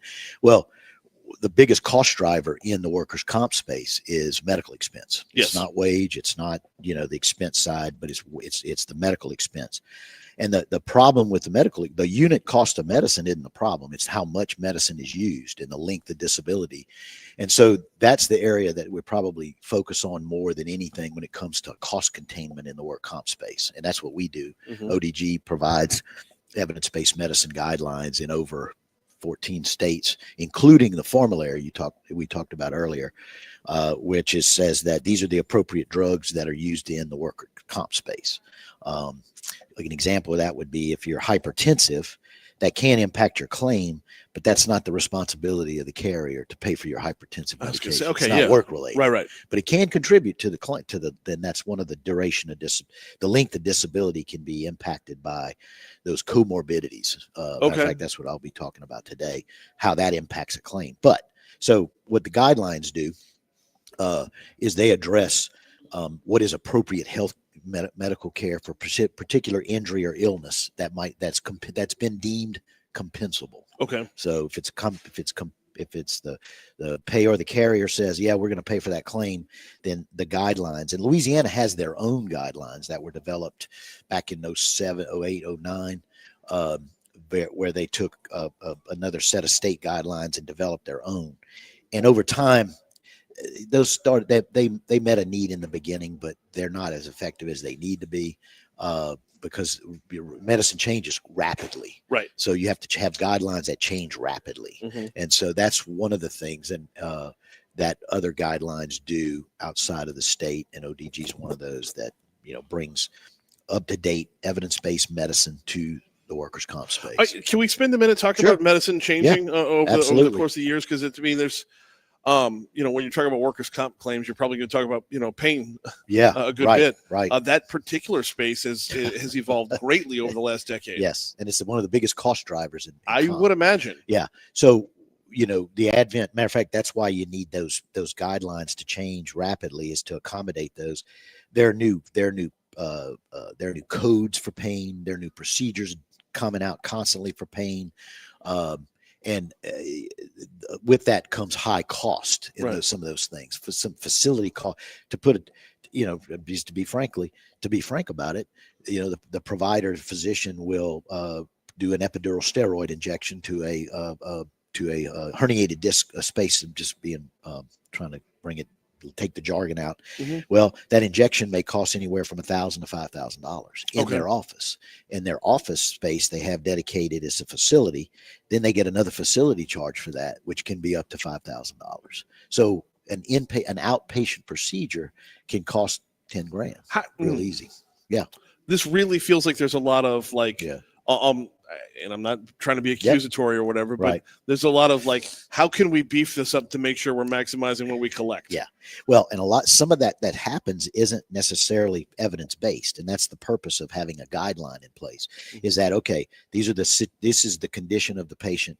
This is the symptoms they're having. These are objective findings. Does this meet the need for an epidural steroid? And spinal fusion is the real big cost driver in the business, is fusing a spine. Sure. And that can be $100,000 cost right there. And a lot of those, the outcomes are horrible on a lot of those. Oh, yeah. So are you doing the patient right? It's not all about cost. It's about outcomes for that patient. You want them to come back and be productive and provide for their families, because they're not going to, the reimbursement on the wage loss side is not going to meet their needs long term. It just doesn't meet their needs. So you have to take all that in consideration when you're deciding, is this the right thing to do for this particular employee and patient? So yeah. So pain is absolutely probably one of the biggest drivers in Louisiana workers' comp, especially. What are the other ones? Well, it's all about length of disability. So it's really a lot of, if you go and try to find a bunch of different, large chunks, you're not going to find that as much. Rehabilitation, physical therapy is a cost driver because of the number of units, how much time. If the claim is long, if it's a long-standing claim, time-wise, there's going to be multiple physical therapy visits, and that builds up over time. So rehab is another one. We're talking with Troy Prevost, part of our coverage of Louisiana. The LABI's annual workers' comp conference. We're talking about some potential solutions for the disability guidelines. What tools can you use that add to, what do you have in your arsenal that you could use to help streamline or lower costs? Well, we're talking a little bit about evidence-based guidelines, the formulary we talked about, but outside of my purview is you have the ability, nurse case management early in a claim can help that claim move along faster, more efficiently, and safer. Vocational rehab. Those are the tools that are out there that aren't utilized well, and I think in the system, because, there's this concern about a cost, but that we find that cost up front mitigates the long-term cost on the total part of the claim. Okay. So getting those people engaged early, if you see what evidence-based medicine and predictive analytics with AI, well, we could spend an hour on that. With AI and some of the things that are happening outside of AI, you can do predictive analytics to determine whether a claim, like risk scoring, you can see early on, that's going to be a bad claim. Let's get that nurse on it now. Okay. So that they can help get them to the doctor's office, get the medicines they need, help the adjusters facilitate that care. So that's that. And the voc rehab is the same way. Early physical therapy can be a good intervention instead of waiting 3 months. So get them in early and where they're doing mobility. So am I getting the right read on this? Is there's a constant, you could pay now or pay later scenario, and it's always could be more to pay later. Yeah. Especially on those complex claims. Okay. Yeah. Yeah, absolutely. Yeah. Okay, walk me through a little bit, and we got a good 6 minutes before we get break here. So walk me through a little bit about how AI would actually play into that, because I feel like you have so many individualized cases that AI the outputs is only as good as the input. That's absolutely correct. Bad data in means bad data out. Right. So where you're seeing the biggest impact of AI now in the claim space, and it is especially on the side, is the medical summary. You get voluminous amounts of medical records. Mhm. You can imagine an adjuster or a nurse case manager moving through this, or a medical director of a carrier having to go through hundreds of pages of medical records. You can now drop that into, there's numerous people that are doing this. You could drop that into an AI space, and that those records can be summarized, collated, coordinated in a matter of minutes. Wait a minute, but does Yeah. that not violate someone's No. privacy? No. Does HIPAA not play into it? No. Because Yeah. I can understand within an individual lawsuit or within an individual case Right. when you're hammering out, a person's personal benefits, Yeah. but sharing that openly feels different. Well, but you're not necessarily sharing it. What you're doing is, first of all, workers' comp is a small a space where HIPAA really has it gets fuzzy a little bit. Okay. Well, it's black and white in certain cases, but it's fuzzy. You have that adjuster who's receiving that information has the right to receive that information. They've been given that permission. Understandable, yes. So they contain it within their space.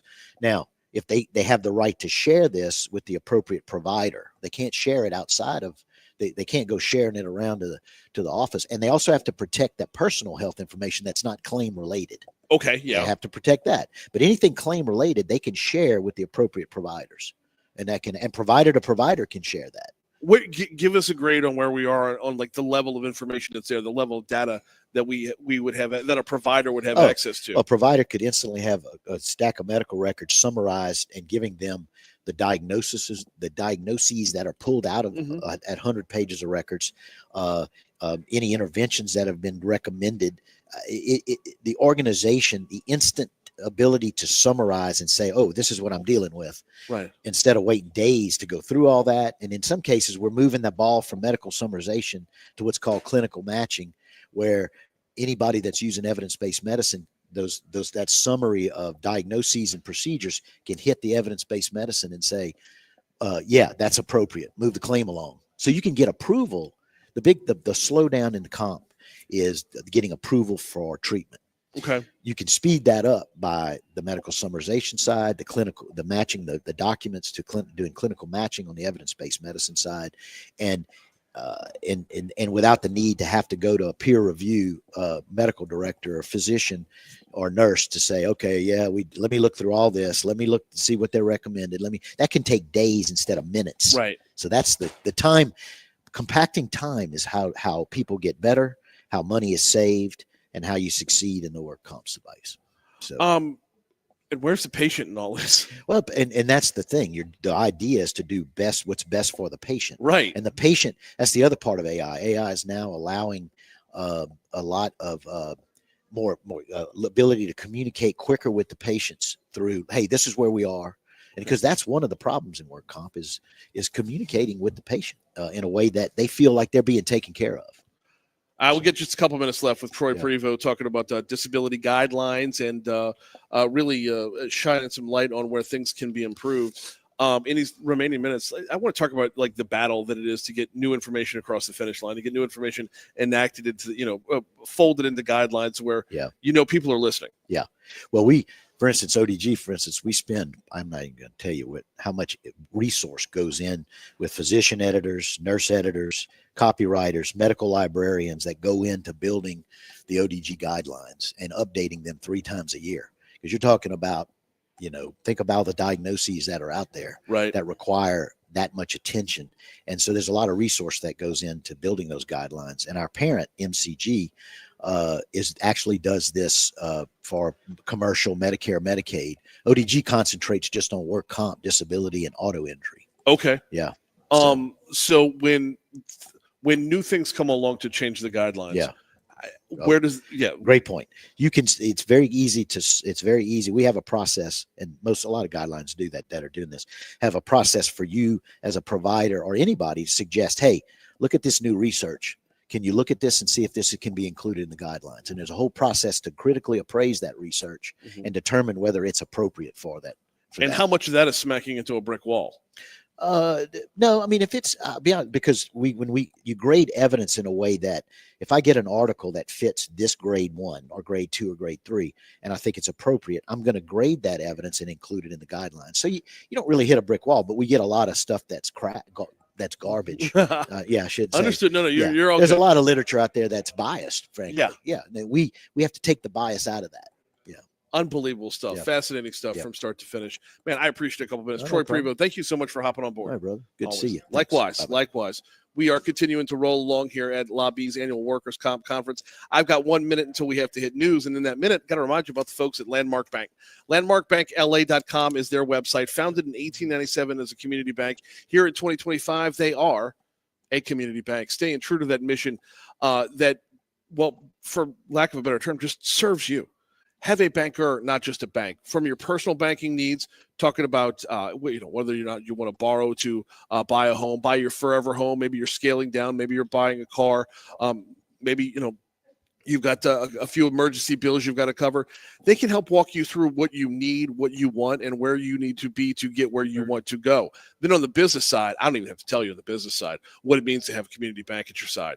Everybody who went through COVID, everybody who went through the PPP process knows the difference between that community banker who's going to lose sleep over you and the big dogs in Manhattan that, you're dropping the bucket. LandmarkBankLA.com is the website. LandmarkBankLA.com. Don't just have a bank, have a banker. ABC News coming your way right now. Then local news, traffic, weather will continue next. Clear. You're clear, Brian.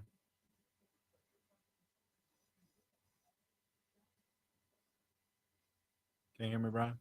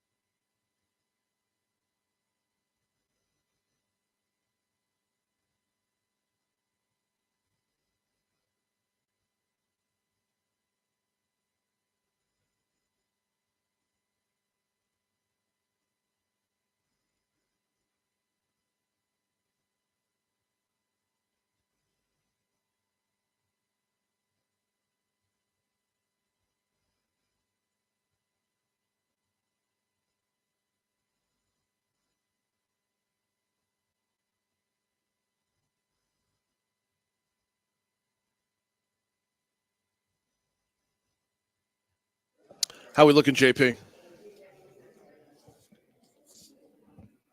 Hello. Uh-oh. John, you there? Yeah, can you hear me? Oh, now I can. Yeah. Okay, sorry, must have been far away. Yeah, I'm about to hit the bumper back in. We just finishing weather. Go ahead. You just say go. All right. All right. Go ahead. 736 at Talk 107.3 FM, WBRP, mornings with Brian Haldane, rolling right along. Broadcasting live this morning. We are at L'Auberge Casino for the Louisiana Association of Business and Industry's annual Workers' Comp Conference. And honestly, I don't think we could talk workers' comp without talking with LWCC. We've got Seth Irby in with me this morning. How are you, man? Doing great. Thanks for having me, Brian. No, glad to have you on here because this is a big part of the whole equation for what's getting done out here over the next 2 days. Can we just start with the very basic, though? What is LWCC for those who don't know? Yep. So LWCC is a private mutual insurance company. Mm-hmm. So many insurance companies are shareholder or owner owned. We are member driven. So our policyholders are the closest things that we have to owners, which brings about a different type of thinking for an insurance company. We're purpose driven. We're long-term thinking, taking care of over 18,000 businesses across Louisiana, representing almost any industry you could think of. So just from jump, if you are owned by the policy holders, then that's the same people that are paying the premiums and the same people who are receiving, the benefits of Right. your efforts. So y'all constantly have to walk the battle to make sure you're maximizing both ends of the equation.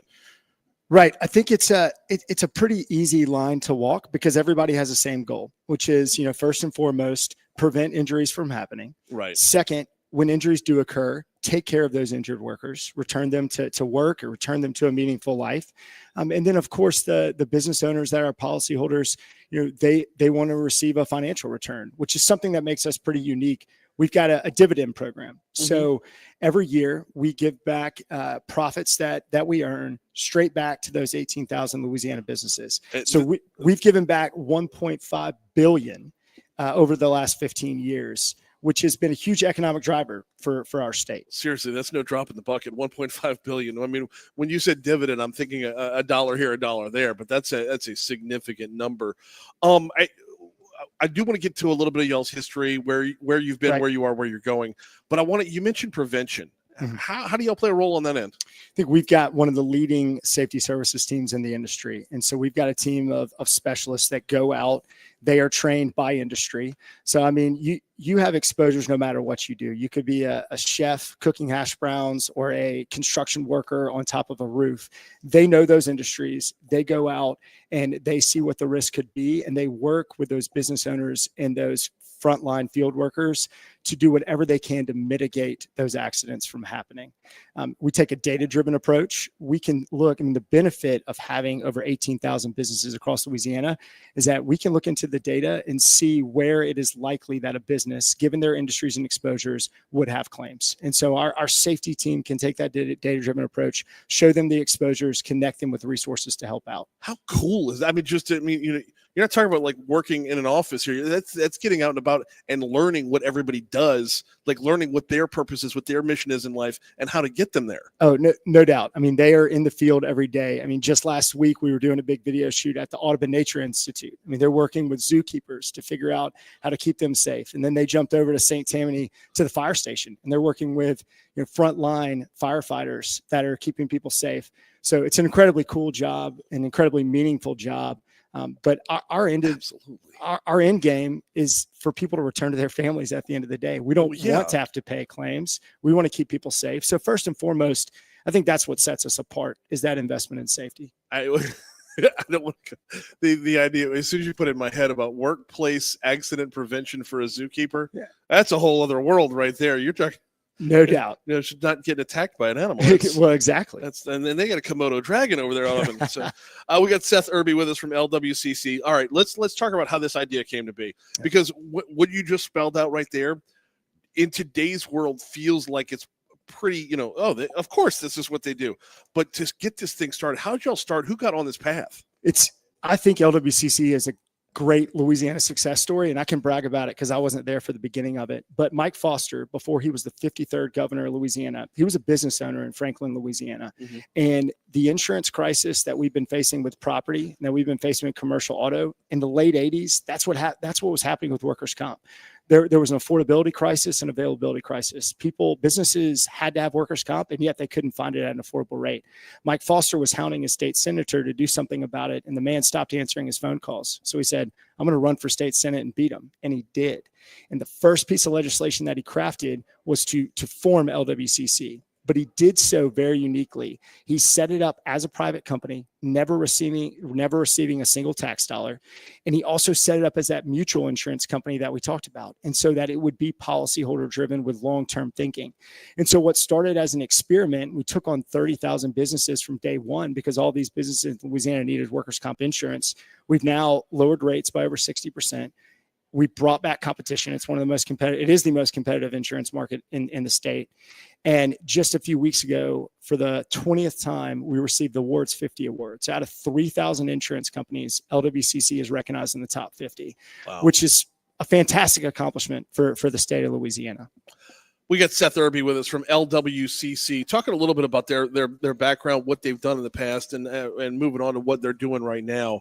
When it comes to your policyholders, aka owners, when it comes to that, what you mentioned the dividends. That's not the only real benefit they receive. What else is on tap for your policyholders? Right. One of our big focus areas has been our claims management. So, of course, we talked about safety and keeping people safe on the proactive end, but accidents are going to happen. Right. And so we want to have the industry leading approach. We've recently rolled out a 360 care program, which takes a holistic approach to injured workers. And so we did about a year's worth of research talking to our injured workers. And one of the opportunities that we saw was to actually support their caregivers. A caregiver plays a bigger role than a doctor or anyone else when someone gets injured. And so we've now rolled out a program that not only supports injured workers and returning them to work, but supports the caregivers that are taking care of them. What's that job description look like? For a caregiver? Yeah. I mean, every day they are the one that is helping them with the medication, helping them get to appointments. They're taking on the mental load of taking on more at home. I mean, what we recognized was they were often dictating, their mental health was dictating the experience for the injured worker. So if we could help them out, then we were going to be able to help the injured worker out. So our claims management team, they of course work with injured workers, but they're also checking in on the spouses or the children that are taking care of them. They will reach out with resources that are especially for them. They'll connect them with other caregivers for support. So this is new, and it's something we've recently done. But I think it just speaks to the industry leading approach that we try to take. Borderline, this flows right past concierge service. No doubt. That's how we think of it, right? We want to be the Ritz-Carlton of workers' comp insurance companies.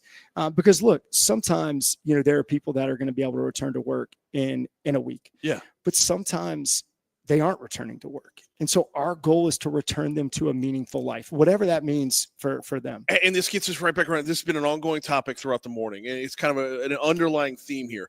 When you talk workers' comp, there's all this about, insurance claims and dollars and cents and whatnot, but it's the mission of man to get back to create, to do what you were meant to do, to go out there, say, if you love what you do, you never work a day in your life, to get back to doing what you love. No doubt. It's such a huge part of it. And when you mention this level of this caregiver, right? So you're talking about concierge plus a cheerleader, right? I mean that's like an added, like when you mentioned the mental health part of it, there's like a reinforcement bonus right there to be a motivator. It comes back to what you just said, which is those individual workers that are out there, whether they're firefighters or chefs or zookeepers, they are driving Louisiana's economy. If you walk in our office on Acadian Avenue, the first thing that you see is an art exhibit that has 64 pieces of art for the 64 parishes of Louisiana. And all it is artifacts that represent the workers of Louisiana. Because every day when our 200 plus employees walk in the building, we want them reminded that they're taking care of people that are driving Louisiana's economy. Very, very cool stuff. I haven't even looked at the time. We're probably... Okay, we're good. We're good. We're going to have 4.5 minutes Okay. up. We got Seth Irby from LWCC with us. You talked a little bit about what's new and what's going on. but we haven't talked about Louisiana Loyal Movement Yeah. yet. Yeah. So 5 years ago, we set a new vision statement for the company. So historically, our vision statement was to be the premier workers' comp company in the country. But we looked around 5 years ago and we recognized that if Louisiana was going to reach its full potential, nonprofits and government weren't going to be the only ones that could help us do that. Private business had to play a role. And so we set a new vision statement, which was to be a catalyst elevating Louisiana's position in America. And that's a very different, bold vision statement for an insurance company. We felt that we did that on the core business side of things with taking care of injured workers, providing safety, providing dividends. But we have rolled out a whole suite of Louisiana Loyal initiatives, as we call them.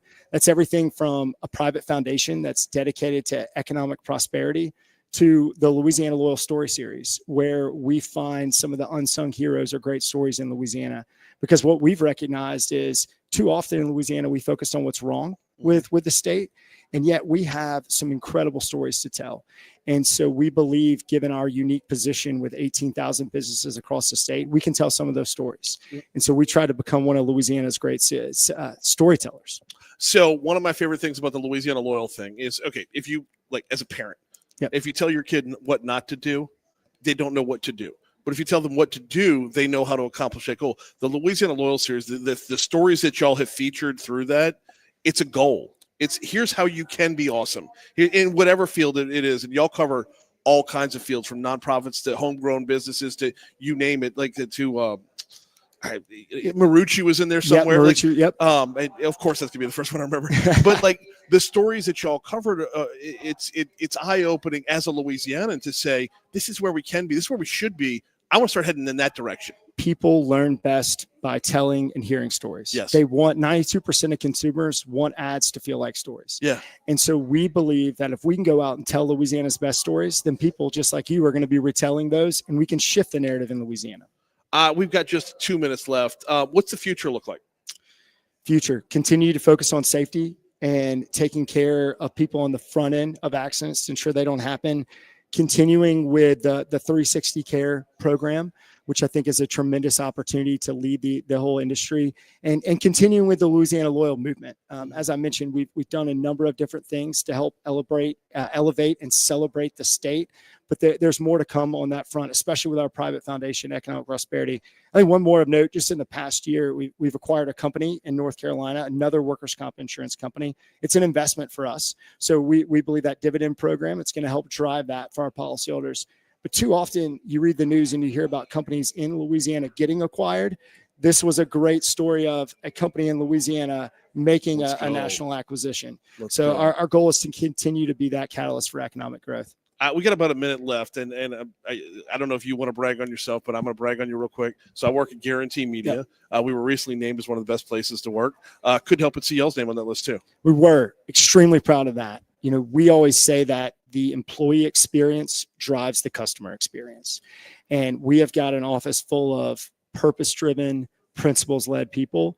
And the fact that they see that and they recognize the opportunity that they have to come to work every day and protect people, take care of injured workers, that's what drives our culture. And so extremely proud to be named a best places to work in Baton Rouge. He is Seth Irby with LWCC. Man, I appreciate it so much. Thanks for the time, Great couple Brian. minutes. Yeah, no, thank you as well. We're at 7:49 at Talk 107.3 FM WBRP. Your Money Now coming up in 30 seconds, which is enough time for me to remind you, come Friday night, you know it, we're the new home for Ken Trahan's original Prep Football Report. Get live in-game updates, a full statewide scoreboard, and check-ins with correspondents from every corner of the state.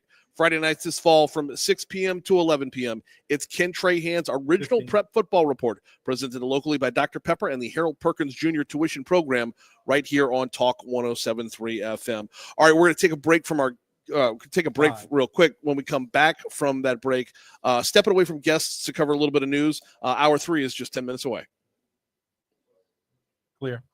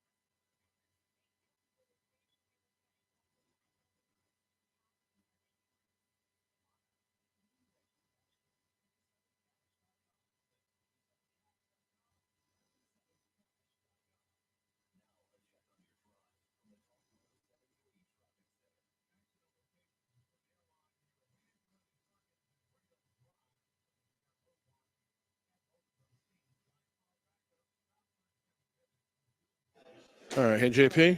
Hey. I want to do a news story here, so Okay. I probably need to bang out like 50 lives. All right.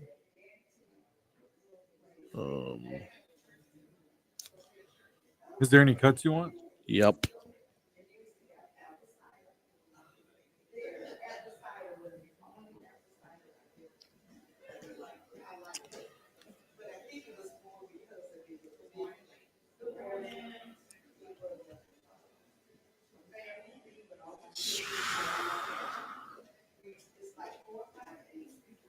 All right.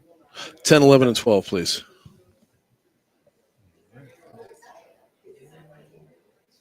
Got it. And we're back in.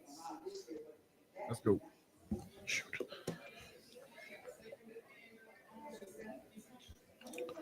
7:55 at Talk 107.3 FM, WBRP, mornings with Brian Haldane, rolling right along. Got to remind you about the folks over at BREC, BREC.org, B-R-E-C, BREC.org is their home base online. Love the partnership with BREC. We had Janet Simmons on yesterday talking about a number of things that they've got going on right now and a number of projects that they're about to tackle.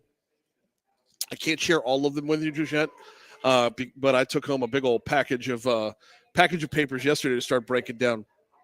Yo, get ready for movement. Movement in a big, big way over at BREC. Movement in a way that is going to serve the people of Baton Rouge a heck of a lot better. They were, when Janet took over, already a gold medal award-winning park system. But since that time, they've gone from being a park system on paper to really working for us, working for you and me, whether you're talking about the rapid response ticketing system or just paying attention to individual problems to get things banged out to where they can better serve us. When you talk about your community, the recreational department has to be a big part of that. How we enjoy our lives has to be a big part of that. And that's what BREC is doing right now. Check them out online at brec.org. And, of course, visit any of the great park facilities they've got in and around town with BREC. We're going to pick our guest list back up at 8:15. Don't forget, right after the top of the hour, we will have This Day in History presented by Five Star Printing and Signs. And we're going to dive back into the workers' comp conference on the back end at about 8:15. We'll get back into it. Talk about what's going on over here at the Low Bearish Casino today for LABI's workers' comp conference. But we never want to be too far away from the news. And with that, today is day 8 of the federal government shutdown. Had Congressman Troy Carter on yesterday talking about the shutdown and could not help but notice during that interview. And we'll have some longer form cuts for you at a later date, or at a later time. But just very briefly, his frustration is really starting to build with the shutdown here. The measures to fund the government, they're continuing to fail on the Senate side. And it's on the other side of the building. So there's not a whole lot he could do about it right now. But his main point of contention yesterday was that nobody's talking. Cut 10, please. The Senate can keep calling a vote and the numbers stay the same unless something changes. We have to communicate. We have to talk. We have to work through whatever the differences are. And digging your heels in the ground does not help on this front. All it does is keep the government shut down. The congressman called that irresponsible. He called it reckless. He called it childish. Cut 11. You got 100 members of the Senate who are all very strong in their thinking. But at some point, however strong you think you are in your position, you have to be willing to throw your cards back into the deck to reshuffle for what's best for the American people. So it's been about 7 years, 8 years since we've had our last governmental shutdown. I think it was 2018. That one lasted over a month. And Carter said the cost to the American public was huge, roughly $11 billion. Cut 12, please.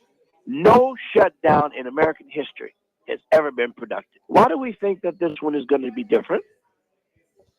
He's right. He's right. And we're starting to see now new voices coming to the forefront that you might not have expected. New voices coming to the forefront saying it's time to start talking, even if their motivation is more selfish than anything else. One big example yesterday was Marjorie Taylor Greene agreeing with Chuck Schumer. When Marjorie Taylor Greene found out what the cost to her own family was going to be of cutting Medicaid benefits, or what those cuts are going to be at the end of next year, she, kind of began to dig her heels in and say, no, this is unacceptable. We can't have these cuts. Now, I don't think she's going to be on board with everything else that Chuck Schumer's pitching, but at least on this front, is this an opening for discussion? At least on this front, is this an opening to say, hey, that $1.5 trillion the Democrats are asking for it, a certain percentage of it might be worthwhile. I mean, did you think you would see the day when Marjorie Taylor Greene and Chuck Schumer agreed? I did not. 7:59, Talk 107.3 FM. Hour 2 is in the books. We'll check news, and hour 3 is headed your way next. All right. All right, thanks.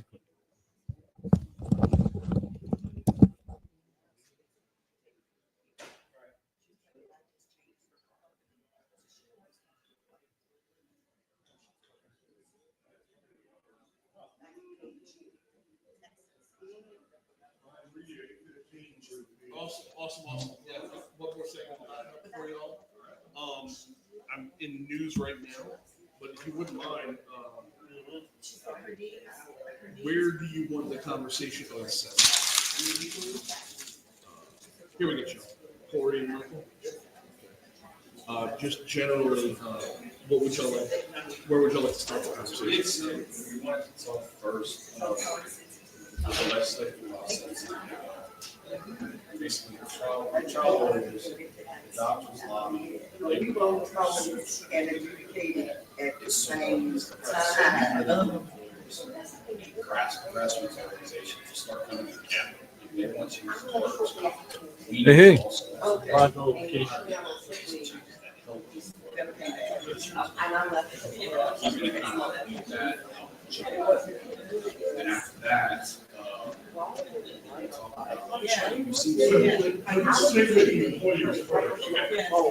after that, I spoke yesterday about employer best practices. Yes. A lot of times they tend to say, turn everything that they're like, I'm out. But we need to, I need this. The state of the employer. They were asking. So that part I had. And then we had towards I got the end. your email. So I got yours as well, Corey. I was catching so many things. Over 38 years of experience. Yes.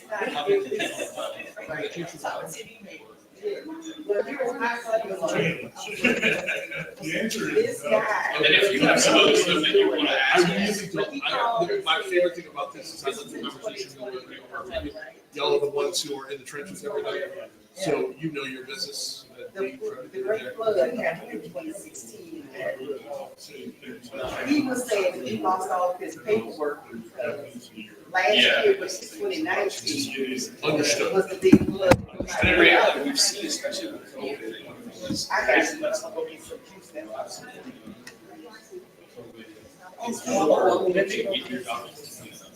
But, which is maybe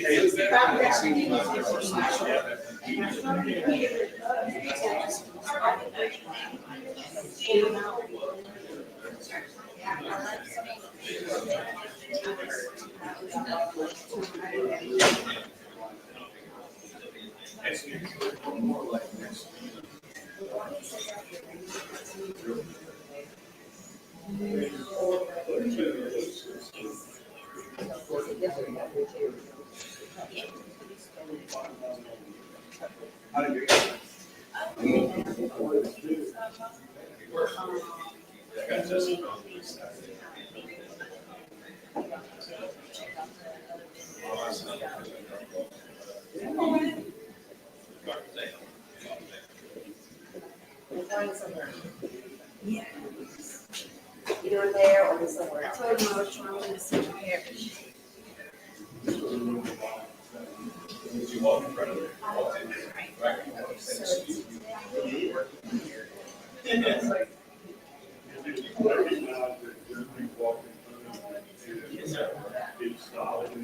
So the idea is that on the table, we have the one meter that has here, the rest of it being bracket, is then we're gonna swap them.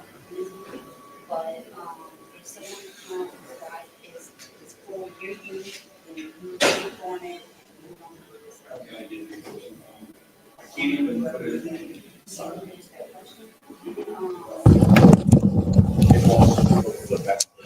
I have to lower.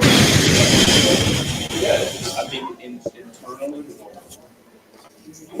Well, what I do is just lower the line all the way down to where you can bring it only I. So, but it's been different upgrades for like 30 years. It's just like on my phone bill, I'm just paying for, yeah, sir, I'm not paying for the phone, right? Right. Maybe we'll get to that. I have an 11. Well, and with the work phone, so it's like, I have a new phone. Yeah, why, yeah. 60. So, yeah, I mean, I've been using it. Because you have to my house.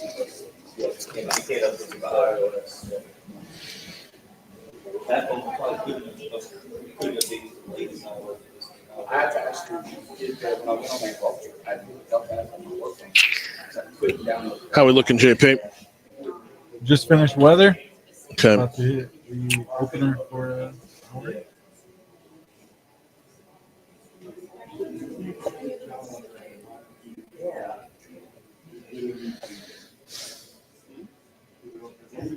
Building a house right now. No, the problem is actually going to 8. Hey, Brian, can you hear me? Yes. Okay, cool.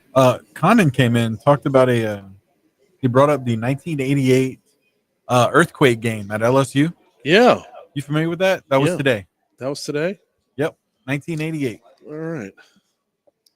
Yeah, he just came in and told me about that. So, yeah, we're ready to roll into the second hour as well. So, you ready? Third hour. Third hour. That's what I meant. Okay. All right. 806 at Talk 107.3 FM, WBRP. Mornings with Brian Haldane rolling right along. Hour 3 coming your way right now. Brian here with you. JP back in studio. We are starting off your third hour. Same place we started off the second hour. 74 degrees and a ton of fog out there. Please be careful on your way in to work this morning. I am out on location. I am at LABI Casino for the Louisiana Association of Business and Industry's annual Workers' Comp Conference. 2 hours down, 1 hour to go. We've had a number of great conversations so far, and that is going to continue into this hour. But before we get to any more of those conversations, this is still Mornings with Brian Haldane. We do still have the segments of the show that we don't miss, and thanks to the folks at 5 Star Printing and Signs, one of those segments is This Day in History. There aren't many times when going backwards actually moves us forward, but this is one of those times. This day in history, you gotta come back with me. Starting now on Talk 107.3. All right, JP, what you got? What Here happened we today? go. Well, starting off in 1871, the Great Chicago Fire kills an estimated 300 people and destroys over 4 square miles of buildings and the original Emancipation Proclamation. Wait, I did not realize that the original Emancipation Proclamation, why was that in Chicago to begin with? Right. Well, that's the one thing that was really kind of gripping about this story. I mean, of course, the lives lost and devastation, but this was another big part of that. I didn't realize that was even part of the story, you know? Yeah, what's it doing there? It had nothing to do with Chicago. Right. Don't know. But 1942, comedy duo Abbott and Costello launched their weekly radio show. Pretty cool stuff there. Okay, so I'm sorry, you said they launched a radio show today. This wasn't like the anniversary of Who's on First. Right. Which, by the way, I know I'm going to sound like a total nerd when I say this. Who's on First isn't their best bit. Believe it or not. What are you? And I'm not going to remember the name of it now. Shoot. Oh, okay.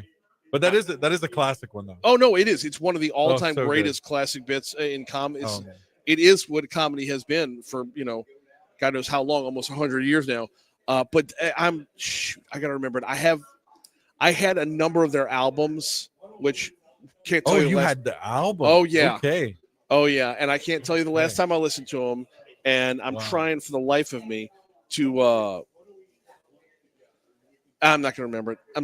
Oh, by the way, shout out to our good buddy Paul Arrigo, who every time I don't know an answer to something, he's Johnny on the spot with it. You want to know why the original Emancipation Proclamation was in Chicago? You got an answer that quick? I did. Wow. I did. That's how the show works, man. The Abraham Lincoln claimed Illinois as his home state. So, okay. Yeah. Yep. Okay. Very cool stuff there. Something else that's really cool. 1986, Run DMC calls for a day of peace among LA street gangs.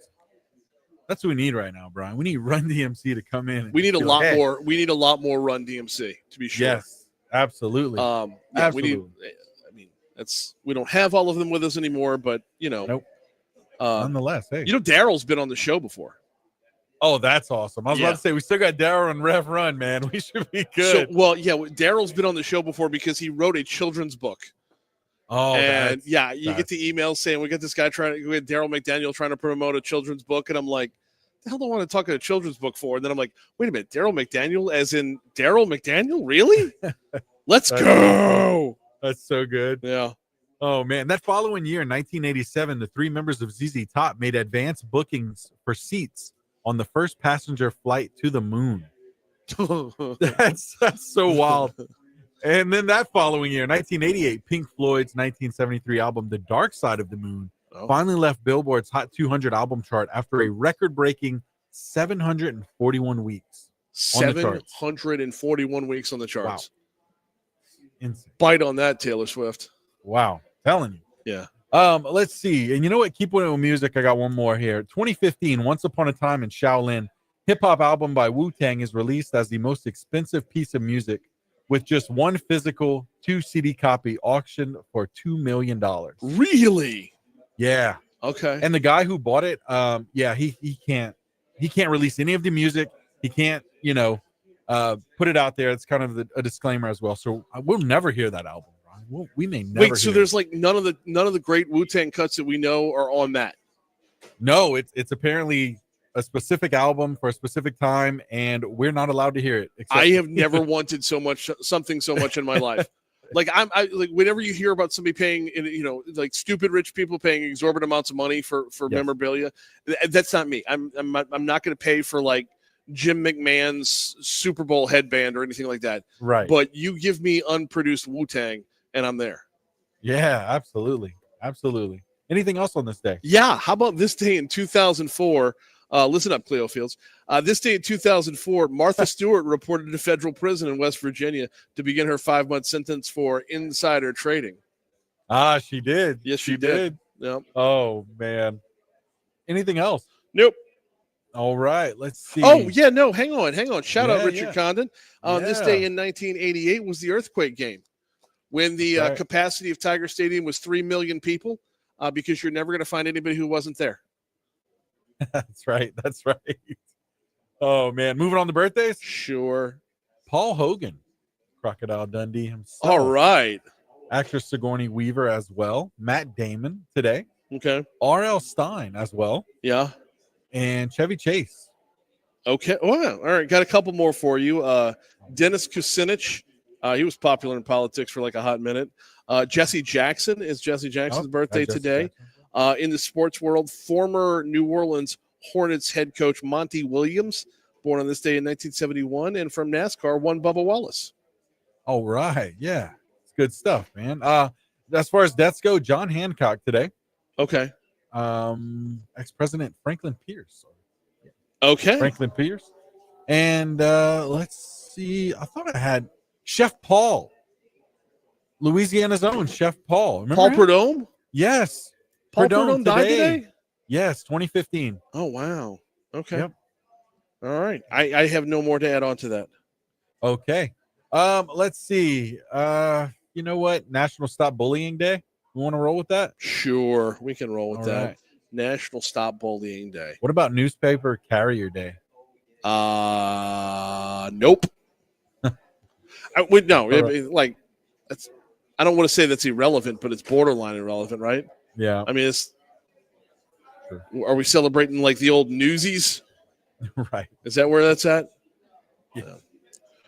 We are at, oh, goodness gracious, we're running long. It's 8:14 to Talk 107.3 FM, WBRP. Let me take one quick moment to remind you about the Baton Rouge Metro Airport. FlyBTR.com is the website, FlyBTR.com. You got South Carolina coming to town this weekend. Next weekend, LSU is at Vanderbilt. FlyBTR.com is where you want to go. There is a direct flight to Nashville built out just for this game. I believe it flies out on Friday, comes back home on Sunday. And the direct flight to Nashville for the Vanderbilt game is one of 3 that the Baton Rouge Metro Airport has set up to take Tiger fans to see the Tigers play. You got Nashville in 2 weeks. You've got Birmingham to go see LSU versus Alabama in Tuscaloosa in just under a month, right at a month. And then to round out the regular season, they've got the flight into Oklahoma City to see LSU take on the Sooners in Norman, Oklahoma. It all starts at flybtr.com. Quick break. We're diving right back into LABI's Workers' Comp Conference next. All right. Real quick. Come on over. Cameras are.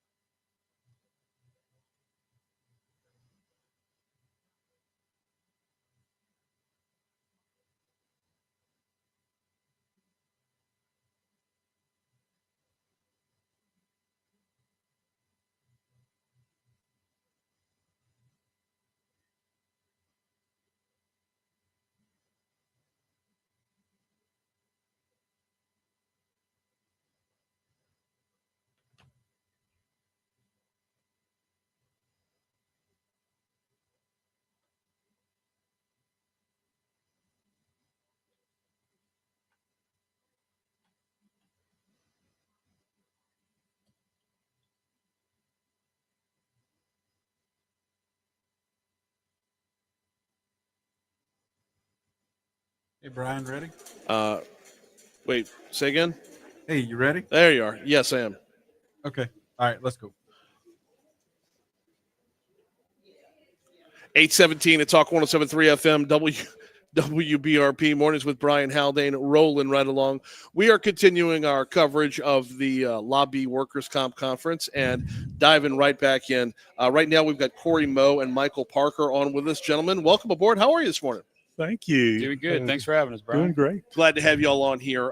There's a lot of storytelling so far this morning, and that is really going to ratchet up now because we're going to get into the belly of the beast and talk legislative process, because I know that's where change is the slowest but also the most effective. So who wants to be the leadoff batter on this? Mike, go ahead. Yeah, I think I'll start. One thing that's very important that I want people to understand is that LABI is working very hard at making changes to the workers' comp system. Yes. So if you think that there is a problem with the workers' comp system, then you need to stay involved with your personal representatives, your personal legislators, because we've tried this 2 years ago and we got shot down. All of the changes that we thought that were important for the business side of the workers' comp case system, changes in how you do things, changes in what the judges are able to do. We lost everything with that because we didn't have the grassroots supports. So I am urging people that are employers that want to see a change to stay involved with your personal legislators to understand what we're trying to change and why we're trying to change it. And Brian, I want to make it clear that we're not trying to hurt an injured worker who is legitimately hurt at work and is entitled to these benefits. That's why the comp system exists, is to protect those people. It's for that smaller part of people that we think are abusing the system, that are trying to play games with the system. The changes are directed towards improving the system for everyone. We want people to get the medical treatment that they're entitled to. We want people to go back to work, because the best thing in the world for somebody who has been injured is to get well and get back to work. It's better for them personally. It's better for our economy. It's better for the employers. I mean, we all know how hard it is to find good people to come to work for us. We have it in our business just like everybody else does. So that's the message that I want, is follow along with the bills that are being proposed. There's a lot of things, a lot of big changes that are coming. They're all kind of still in the process of being developed as to what exactly we're going to do. But LABI is working very hard. We have some people in my office that are working on the legislative committee with LABI on these changes that are out there. So pay attention as to what exactly is being proposed and go to your legislature. Tell them, look, we want these changes. We don't want it to be like it was last time where nothing got changed. Let's make some good changes. And I would say, going off of what Mike said, the biggest thing we see is the trial lawyers. They're the lobby of the plaintiffs' lawyers. You've got the doctors and hospitals, one of the biggest lobbying groups in the state. Then you've got the labor lobby. They always show up. That's the thing. Every session, every committee meeting, they're showing up. We need the grassroots effort on our end as well, from the mom and pop stores all the way up to big businesses, to also show up and say, hey, again, like Mike said, we're not trying to hurt the employee. We're just trying to make this fair. Right. And that's the big thing, is to bring it back to being fair, get the employee back to work, get them healthy, and everyone move along their way. So the way y'all are spelling this out, and everything's a sports reference with me, right? This is like a 3-on-1 fast break. And Louisiana Association of Business and Industry is the one. Like, absolutely. So, like, you can't cover all three at the same time, and someone's going to end up getting dunked on. So how do we go about raising voices to support, like, and this isn't, we're not talking about those monolith businesses that are like bigger, multinational corporations. It's the mom and the pops that can end up closing up shop. Absolutely. If things don't go, like, because margins are so small. How do we go about raising the voices of the smallest business out there? I think the big thing that they need to do is, like Mike said, talk to their representative. I mean, they deserve the voice more than the multinational company, like you said. Right. I mean, these companies can't afford a comp claim and move along their way. These mom and pops need to talk to their legislator. They need to even talk to their insurance company and say, who do I talk to? Can I talk to LABI? Join LABI. Right. That's another thing. Stay in the know. I think staying in the know with workers' comp, everyone tends to forget about comp a lot of the time. You hear about these huge car wrecks, the 18-wheeler wrecks, but workers' comp claims are happening every single day. I mean, we're getting almost a new claim every day at the firm. Mm-hmm. And so I think that is a way to keep them involved and to actually keep moving, because they think the system's out to get them. That's not actually true. It's just they need to be involved to make this more fair. Well, and it also goes, like you were saying, Brian, to your bottom line. I mean, comp insurance, you are required by law to have comp insurance for all of your employees. And the more that the insurance companies, the self-insureds have to pay for benefits, the more that we have to pay on medical. The insurance companies just turning around and increasing your premiums with that. And so, like you say, if your margins are really small as a small business, I mean, your comp insurance is a big part of what's going on. You know, for Exxon, it's like, okay, you know, who cares? You know, Exxon's, you know, multi-billion-dollar, they can afford to pay this. But, you know, if you're struggling to make $3,000 or $4,000 a month in a small business, I mean, $800 a month workers' comp premium is a lot of money for you. Right. And that's not to discount those who work for Exxon, because those jobs can be, well, we've seen it time and time again, jobs can be packed up and moved to a different state. Absolutely. So, like, we want to, you know, the topic is about sticking up for the little guy, but the big guy is mobile. So the big guy can leave as well. It just you have both fronts right there. I was just leading with the little guy. When you talk about a grassroots effort, is that, it feels like that has to not just be vocal, but persistent as well. Absolutely. It's talking to the people that you vote for to represent you. Mm-hmm. It's showing up to these meetings that LABI has and showing that you care, that there are changes that are going to be made that benefit the system, not just necessarily you, that benefit your employees, because if they are hurt, you want to take care of them. So we get just a couple minutes. We got about 5 minutes left with Corey Moe and Michael Parker from Parker and Landry talking about the legislative process. You said shot down last time. What were some of the changes that were proposed last time that, you know, really could come back up again? One of the big changes was the number of weeks to which someone is entitled to receive benefits. Okay. So, and again, I don't want to give a whole lesson in workers' comp in this, but there's some provisions that if you're hurt and you can go back to work but not earn what you were earning before, that you can get up to 520 weeks worth of benefits.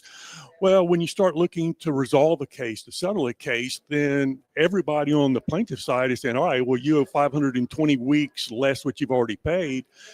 And so we're trying to cut that number down, encourage people to get back to work. You know, one of the other big changes was trying to get the doctors that the court appoints. So you have the treating doctors, you have the second medical opinions for the employers, then you have independent medical examiners. They're appointed by the court or by medical services, by the state. Well, we want the court doctors and the medical service doctors to be able to address causation. So somebody shows up and they've got a 10-year history of back pain and they tweak it at work or something. Well, the plaintiff doctor is going to say, oh yeah, he's entitled, all of this stuff is related. Our doctors say no. Well, we want the court doctor to be able to say that. And right now we're prohibited from asking the court doctor that in most circumstances. And so that was another one of the big changes that we think will help the employers get these people back to work, reduce the amount of money that we're having to pay to settle these cases when we go there.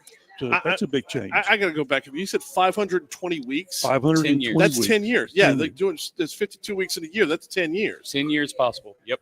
That's insane. That is a long time to be out of work potentially. Yeah. And we've talked to that's a career in itself. We've talked to doctors, and there's medical literature out there that says if you are out of work for a year, you have about a 5% chance of going back to work. So, and this, we were talking about this with a previous guest earlier in the first hour.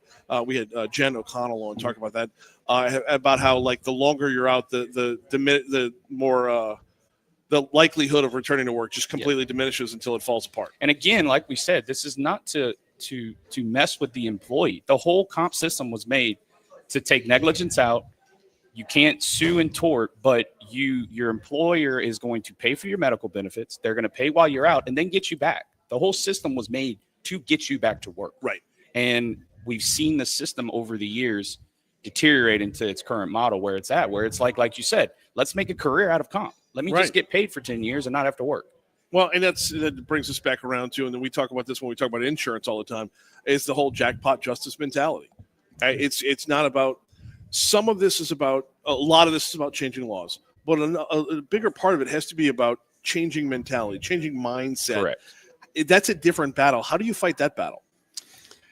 And you have to fight it within the court system, first off, so that people are not incentivized to come into court and get these awards that are going to allow them to recover for 520 weeks. Right. You have to have the courts get involved with the doctors, and there's certain doctors that we know are going to say certain things and say, we're just not going to continue to believe that this person is unable to do any work at all on any basis whatsoever, because then that's what leads you to the 520 weeks. Right. And so how you do it is we get the court involved, we get the legislation changed to take down the 520 weeks, make it only 200 weeks or 300 weeks. I mean, something to where it's like, look, I'm going to be better off going back to work and being a productive member of society than sitting at home collecting a check. Well, and we see it from a psychological standpoint. People want to have a purpose, as we all do. Right. And so when you're sitting at home, we see the psychological depression and anxiety start building up in some of these claimants. Whereas doctors will say, hey, if you go back to work, that's going to give you a purpose. It's going to be better for you. Has that purpose eroded? And I want to spend these last 2 minutes. JP, we're going over by a minute, by the way. I want to spend these last 2 minutes talking about, has that purpose, that sense of purpose eroded over the last, say, 38 years or so, 30 or 40 years? Like, you've been in the business for 38 years. Has that purpose, like, dwindled down to just cashing a check? And what changes have we seen to help, what changes have we seen that would facilitate that? Well, yes, it has changed. And what we've seen is this proliferation of advertising by lawyers. Mm-hmm. And people are seeing, we've recovered $1 billion. I got 200,000 for this. I got, $500,000 for that. Call me the day of the accident kind of thing. And so instead of letting the system work, go to the doctor, get your treatment, go back to work, you have this class of people now that are signing up these lawyers right away. The lawyers are then directing the medical care to doctors that they're friendly with. And that's been the biggest change that I've seen in 38 years, Brian, is just this proliferation of the lawyer involvement early on that is directing the case just to get to a bottom line higher to settle the case. Become a businessman. I can't tell you how many times I've talked to my employer whenever I get a claim and they're saying, I didn't find out about the accident until the lawsuit. So you're having people call their attorney before talking to their own employer. And look, you've got I told this yesterday during my speech. The employer needs to treat their employee like a human being. I mean, absolutely. You have people that are friends with their bosses that I'll depose sometimes, and they're saying, I've been friends for 20 years with my boss, and they stopped talking to me when I got hurt, which on the other end, you don't do that either. But you're seeing a system where it's all of a sudden me versus you instead of, hey, how you doing?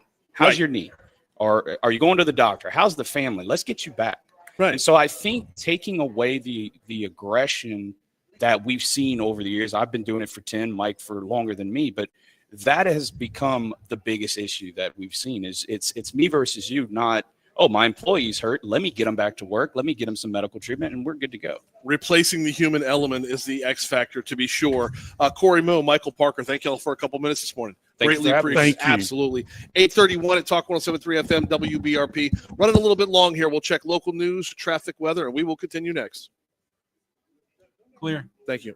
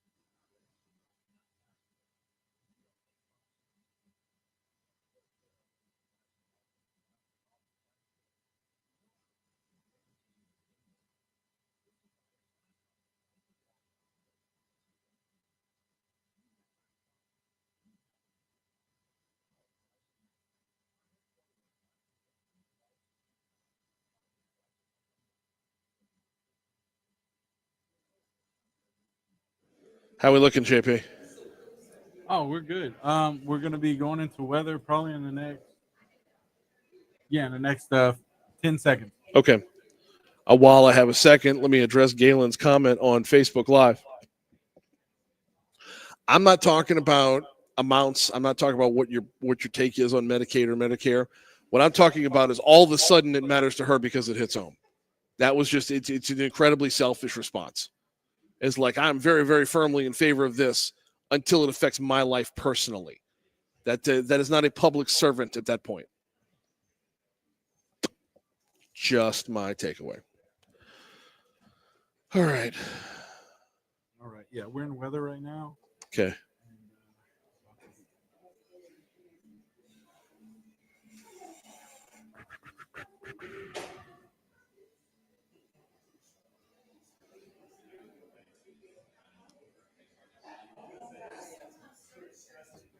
All right. Let's go. You said go? 836 at Talk 107.3 FM, WBRP, Mornings with Brian Haldane, rolling right along. Just a couple segments to go here on the show before we hand off to Moon Griffon and the Moon Griffon Show. Fantastic conversations about workers' comp all morning long. We're broadcasting live from L'Auberge Casino from the Louisiana Association of Business and Industries annual workers' comp conference. And while we've had a number of fantastic conversations, it's now time to shift gears and give a little bit of love to one of the sponsors over here. We've got Jerry Abner, the Vice President of Marketing at L'Auberge. Jerry, how are you, man? Good. How are you, Brian? Doing very well. So, you know, I were talking during the break. It's a different vibe to do a morning show from a casino. It's different. It does. It will affect your day to see as I'm walking my way across and seeing folks filing out of the casino at 5 o'clock in the morning. Yep. You're either off to a really great day or a really bad day at that point. I mean, it's. I will tell you this though: of the three groups of people I saw, two of them were super happy. That's good. The last one just looked good. Yeah, right? the Those last good one odds. just looked. Yeah, but the last one just looked exhausted, and it was. I was like, all right, this is going to be a good day. This is going to be a very good day. Yeah. You know, it's the 24/7 world we live in, right? Like, absolutely. Not everybody works the old 9 to 5 anymore. Some people work 5 to 9 and whatever, and different days off during the week. And so we're here 24/7, 365. There's always something going on. Absolutely, there is. And there's so much to talk about right now. I mean, we're in the heart of football season. Yep. And y'all have the fantastic sports book downstairs. Yep. Like literally right downstairs from where we are right now. How is that taken off? How are things doing at the sports book? It's doing great. It is a really fun place to watch a sporting event. Like you said, whether that's football, we're right in the, baseball playoffs right now are going on. And then we draw really great crowds every time there's a UFC event. So there was one this past Saturday, really packed in there, lots of energy, lots of excitement. Probably one of the, if not the biggest, one of the biggest, big screens in the area. And obviously, lots of great food and beverage as well that you can enjoy. And, if there's a game out there, we can get it. And absolutely. So it's a place to go. It's an intimidatingly large screen. It is awesome. It is fantastic. And that's on the sports end. On the music end, y'all, L'Auberge does such a good job of bringing acts that I want to go see, acts that are going to be a draw. Run me through a little bit of what's on tap. Yeah, so it's coming up this Friday. Actually, is our next concert. Chase Matthews, so a young country star, and so he's got quite a few hits that have been out on the radio, and like a lot of the young artists, regardless of their genre, he's huge on social media and got a lot of stuff out on YouTube and whatnot. So that show is this Friday here in the event center. And then every year it's one of our favorite things to do. It's called Ghouls Night Out.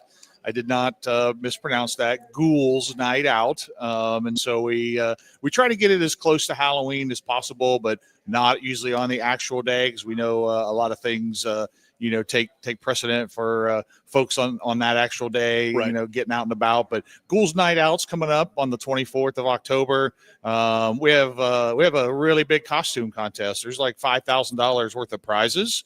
Been doing this here for a long time.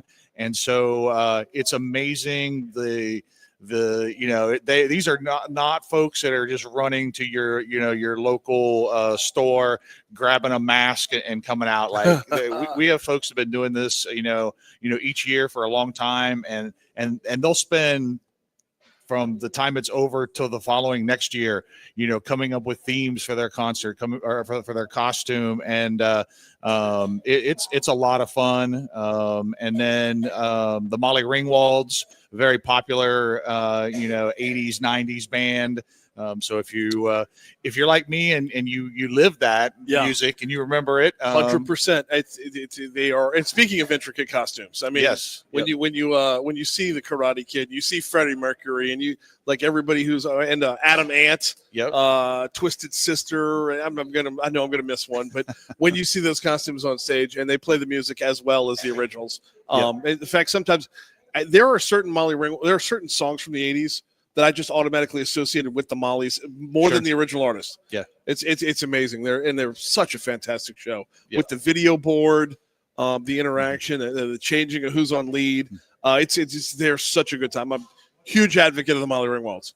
Yeah, we love to have them, and they've been doing the Ghouls Night Out with us for a long time, and so it'll be a great time. And I think I don't think being price conscious ever goes out of style, but certainly now it seems like she definitely can be price conscious and trying to spread your entertainment dollars a little further. That Ghouls Night Out is actually free admission if you're a Penn Play member. Okay, and all you got to do to be a Penn Play member is be 21 and have a valid photo ID, and you can be a Penn Play member. So we'll sign you up here even the night of, and you'll get in for free.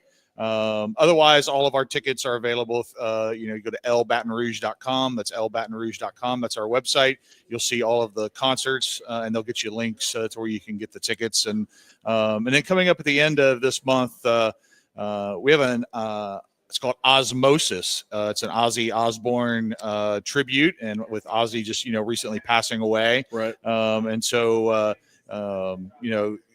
definitely Ozzy, someone who not only changed music, but changed pop culture, lots of things. And so, we'll never get to see, him perform again, but there's some really great tribute bands out there. And this just happens to be one that's Ozzy themed, and it's going to be on Halloween. So what better, right? Yeah. Talk about a 1-2 punch for Halloween. You got Ghouls Night, and then you got Ozzy, or the Ozzy tribute. Moving into November, full slate for November. It looks like kicks off with Aaron Lewis. Yeah, we'll have Aaron Lewis back. He's always popular, always a good show. And that's one that tickets are going fast on, and it always does. So if you haven't got those tickets, definitely would say jump on and grab those. And then, after that, we're going to try something here we haven't tried before. So every year, for many years now, they've done an outdoor concert on our lawn. It's been, a tradition to do one of those a year. We're actually going to do two of those this year. And they're going to be back to back. They're going to be Thursday, November 13th. And we're bringing in the Randy Rogers Band. So again, if you're into country, I know he has a huge following in Texas, and just is really, he's been around for a while. We actually had him here several years ago when he was kind of starting out. But he's definitely, on the rise in the country music scene. And that'll be on Thursday, November 13th, outdoors on the lawn. And then the following night, it's our traditional outdoor show, Better Than Ezra. Obviously, Local Boys Done Good, right? Oh, yeah. And so we love to have them back. They're always awesome to work with. And that's another one of those bands that I think no matter how many times you've seen them, you want to always see them again. And so that Friday, November 14th, again, out on the lawn, we always, you never know what the weather's going to be, but we go on rain, shine, whatever. So, we'll start actually keeping a pretty keen eye on the weather here, looking forward in a few weeks, but it's always a good time out on the lawn for sure. Want to fast forward to December if we could. Yeah. Because this is one of my all-time favorites. Mm-hmm. Y'all are bringing Tower of Power back to town. We are. Yeah. Super excited. And it's their holiday show. So if you like their traditional stuff, it's going to be December 5th. Again, tickets are on sale right now, lbatonrouge.com, or go through Ticketmaster. Or if you're like And I'll be honest, if you're like me, I go to a lot of shows and I'm not a fan of paying the ticket fees either, you know. So if you want to skip some of those, you can come here to property and go to our gift shop sundries, and you'll skip out on some of those fees because you'll buy them directly from us. So. Very, very cool stuff. I want to, before we move on to some of the dining options here at Low Bears, which I don't even know if we need to cover because everybody knows them so well. Yeah. Your reputation precedes you. But what is Sip, Spin, Repeat? So that's a new thing that we just started this month. So our Edge nightclub, and it's every Wednesday night. And it's kind of what it says, sip, right? We're going to have some great cocktail specials, some great drink specials that are available. Spin, we are going to have dance lessons. And so if you've got two left feet like me, and my wife will attest to that. We've been married a long time and she's never seen me dance well. You can come out, and then the repeat part is it'll happen every Wednesday, but each Wednesday the theme changes. So, you know, one week it is Latin salsa. The next week it is called Cowboy Up, so it's all country line dancing. Okay. The next week it's called Back That Wednesday Up, so it's all 70s and 80s, you know, songs. And then the one that I keep teasing my wife that I was like, this is the one where I'm definitely going to work late that night, and I'm going, it's called Let's Go Viral, and it's all the TikTok dances. Oh, And, let's go. yeah, you and me. Okay, yes. I mean, I've started stretching already. There is nothing out there more frightening for my children than the thought that their dad could be doing TikTok dances. Right. I'm Yeah. here for it. Yeah, I think there's a lot of here parents for it. out there for it. This needs to happen, and it needs to happen regularly. Yep. That is Sip, Spin, Repeat. Let's move over to some of the dining things. Oh, y'all have a bourbon event coming up. We do. So Horse Soldier Bourbon. If you haven't heard of them, Google them, look them up. They have an event at 18 Steak. It happens to be also the same evening as the Randy Rogers Band, so you could, parlay a nice bourbon tasting event followed by some great tunes out on the lawn. But Horse Soldier Bourbon has a really special story. So the owners and distillers of that bourbon are all veterans, and they were part of the first unit that was in Afghanistan after 9/11, and they truly were on horseback. And that's how they came up with the Horse Soldier Bourbon name. And so we're going to have some of those folks are going to actually be here. They're going to be part of the event. They're going to tell their story, which is just an amazing, amazing story. Again, it's November 13th. Tickets are going to go on sale soon, so keep an eye on our socials and our website. And in addition to, learning some great, about some great history, learning about some great bourbon, you actually get a bottle. So everyone who comes will get an autographed bottle. So, yeah.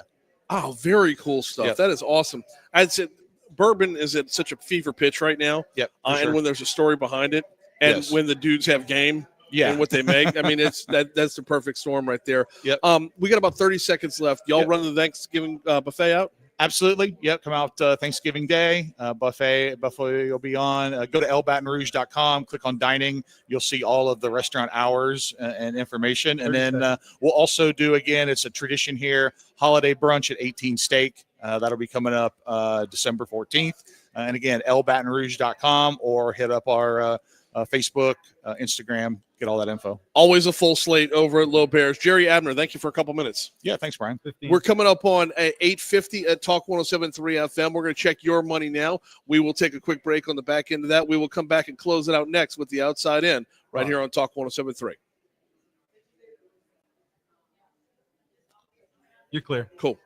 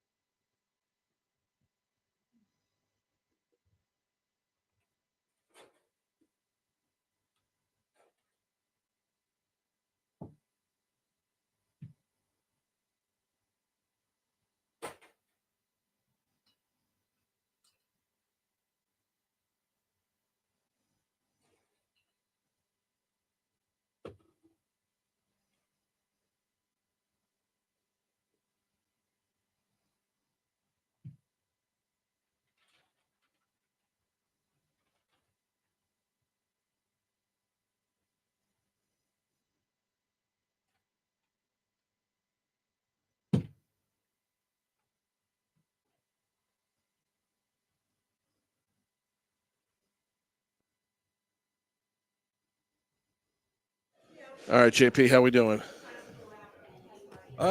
Just another 2 minutes or so. All right. Let's see. Galen says regarding MTG's comment, totally agree, Brian. All of a sudden, your worldview changes. Right, and this is the problem that I've had with, and it's not. This is not the president's fault. Never mind. I got lost in thought. But those who are glomming onto MAGA for the sake of MAGA, there's this self-serving nature behind a lot of what they've done. And if you're in the spotlight because you're in the spotlight to be in the spotlight and remain in the spotlight, and it's all lies on you, no, that's you're there as a servant. And I'm like, this dovetails in with my John Fleming take for Senate. You ran for treasurer so that you could run for Senate. Like that. This is a glaring example of why that left me so disheartened and disillusioned and pissed, if I'm being honest. All right, Brian, you ready? Yeah, how many cuts coming back in here? Before we go back in, let me tell you what cuts. Right. What do you need? Where is it? 13, 14, and 15, please. All right, that'll work. All right, let's roll. We are at, what are we at here? We're at 8:55. 8:55 at Talk 107.3 FM, WBRP. One segment to go here on Mornings with Brian Haldane. We're going to hit up the outside in just a minute. Do need to remind you about Supply Chain BR. Supply Chain BR coming up at the end of this month. If you want more, if you want to buy tickets to that, Supply Chain BR has got their Eventbrite up. Go to eventbrite.com, hit up / Supply Chain BR. The theme for this year, one day to power your logistics strategy. One day to power your logistics strategy. It's coming up Tuesday, October 28th, 8 a.m. to 3 p.m. Look, y'all, we know that Baton Rouge keeps America moving. We know that the business here in Baton Rouge doesn't just stay in Baton Rouge. It spills over everywhere. And this fall, Supply Chain Baton Rouge celebrates 5 years strong as the region's premier gathering for logistics, manufacturing, and supply chain innovation. This is for business leaders. This is for business owners. This is for those who are decision makers within your business when it comes to logistics, when it comes to the supply chain.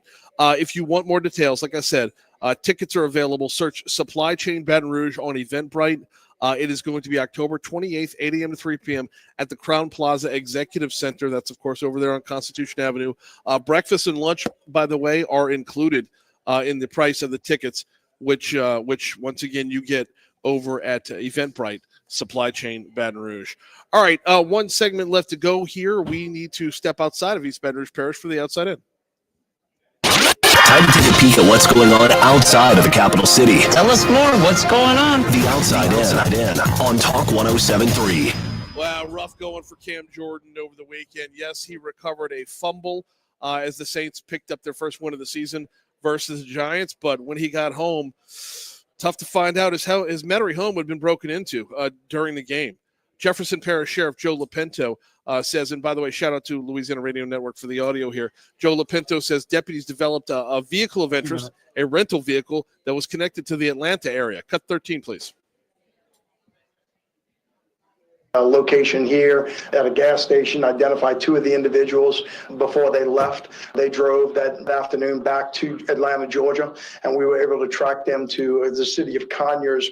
Of course it would be Atlanta. Of course it would be the Falcons.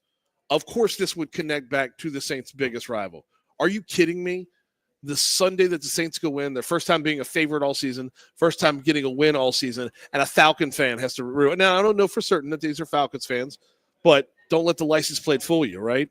Lapinto says his department worked with Conyers police to quickly solve this case. Cut 14. We were able to stop that vehicle 24 hours after the burglary, recovered a lot of the stolen property, ended up getting one person in custody that day. I sent two detectives to Conyers and ended up getting another person in custody on that next day. So the two suspects in custody, you got 28-year-old Donald Robinson of Stockbridge, Georgia, 19-year-old Jadon Brown of Conyers. There's two other suspects still on the loose. That would be 20-year-old Joan Suber and 19-year-old Devel Ortiz. They're both from Conyers as well. Lapinto says this is the latest in a string of incidents in which NFL stars' homes have been burglarized. This happened to Patrick Mahomes. It happened to Joe Burrow. It happened to Travis Kelce. Cut 15. It looks like individuals are targeting players during the games, mainly away games, but in this case, it was a home game. Now, that's not to say that all of them are connected, but once stories like this make the news, it's very easy for there to be copycat crimes, right? It's very easy for someone to say, well, I could do that right here. I mean, we all know where Cam Jordan's going to be on a Sunday at noon. We all know where Alvin Kamara is going to be on a Sunday at noon. These are easily copycatted, and it makes for, easy targets. Fortunately for Cam Jordan, he's in Jefferson Parish, where it meant for some easy arrests as well. Hopefully he gets everything back. That's going to do it for us. Moon's next. All right, you clear. Cool. All right, Facebook, I got to bounce. I got to get packed up and get out of here real quick. Big shout out to Low Bears. Big shout out to LABI.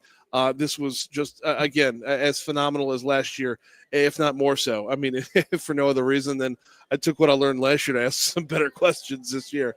But been a fun ride. We will see y'all tomorrow back in studio. Haggai will be in for a cup of tech gumbo. Don't tell anybody, but Mike Strain's in the house tomorrow as well. We'll see you then.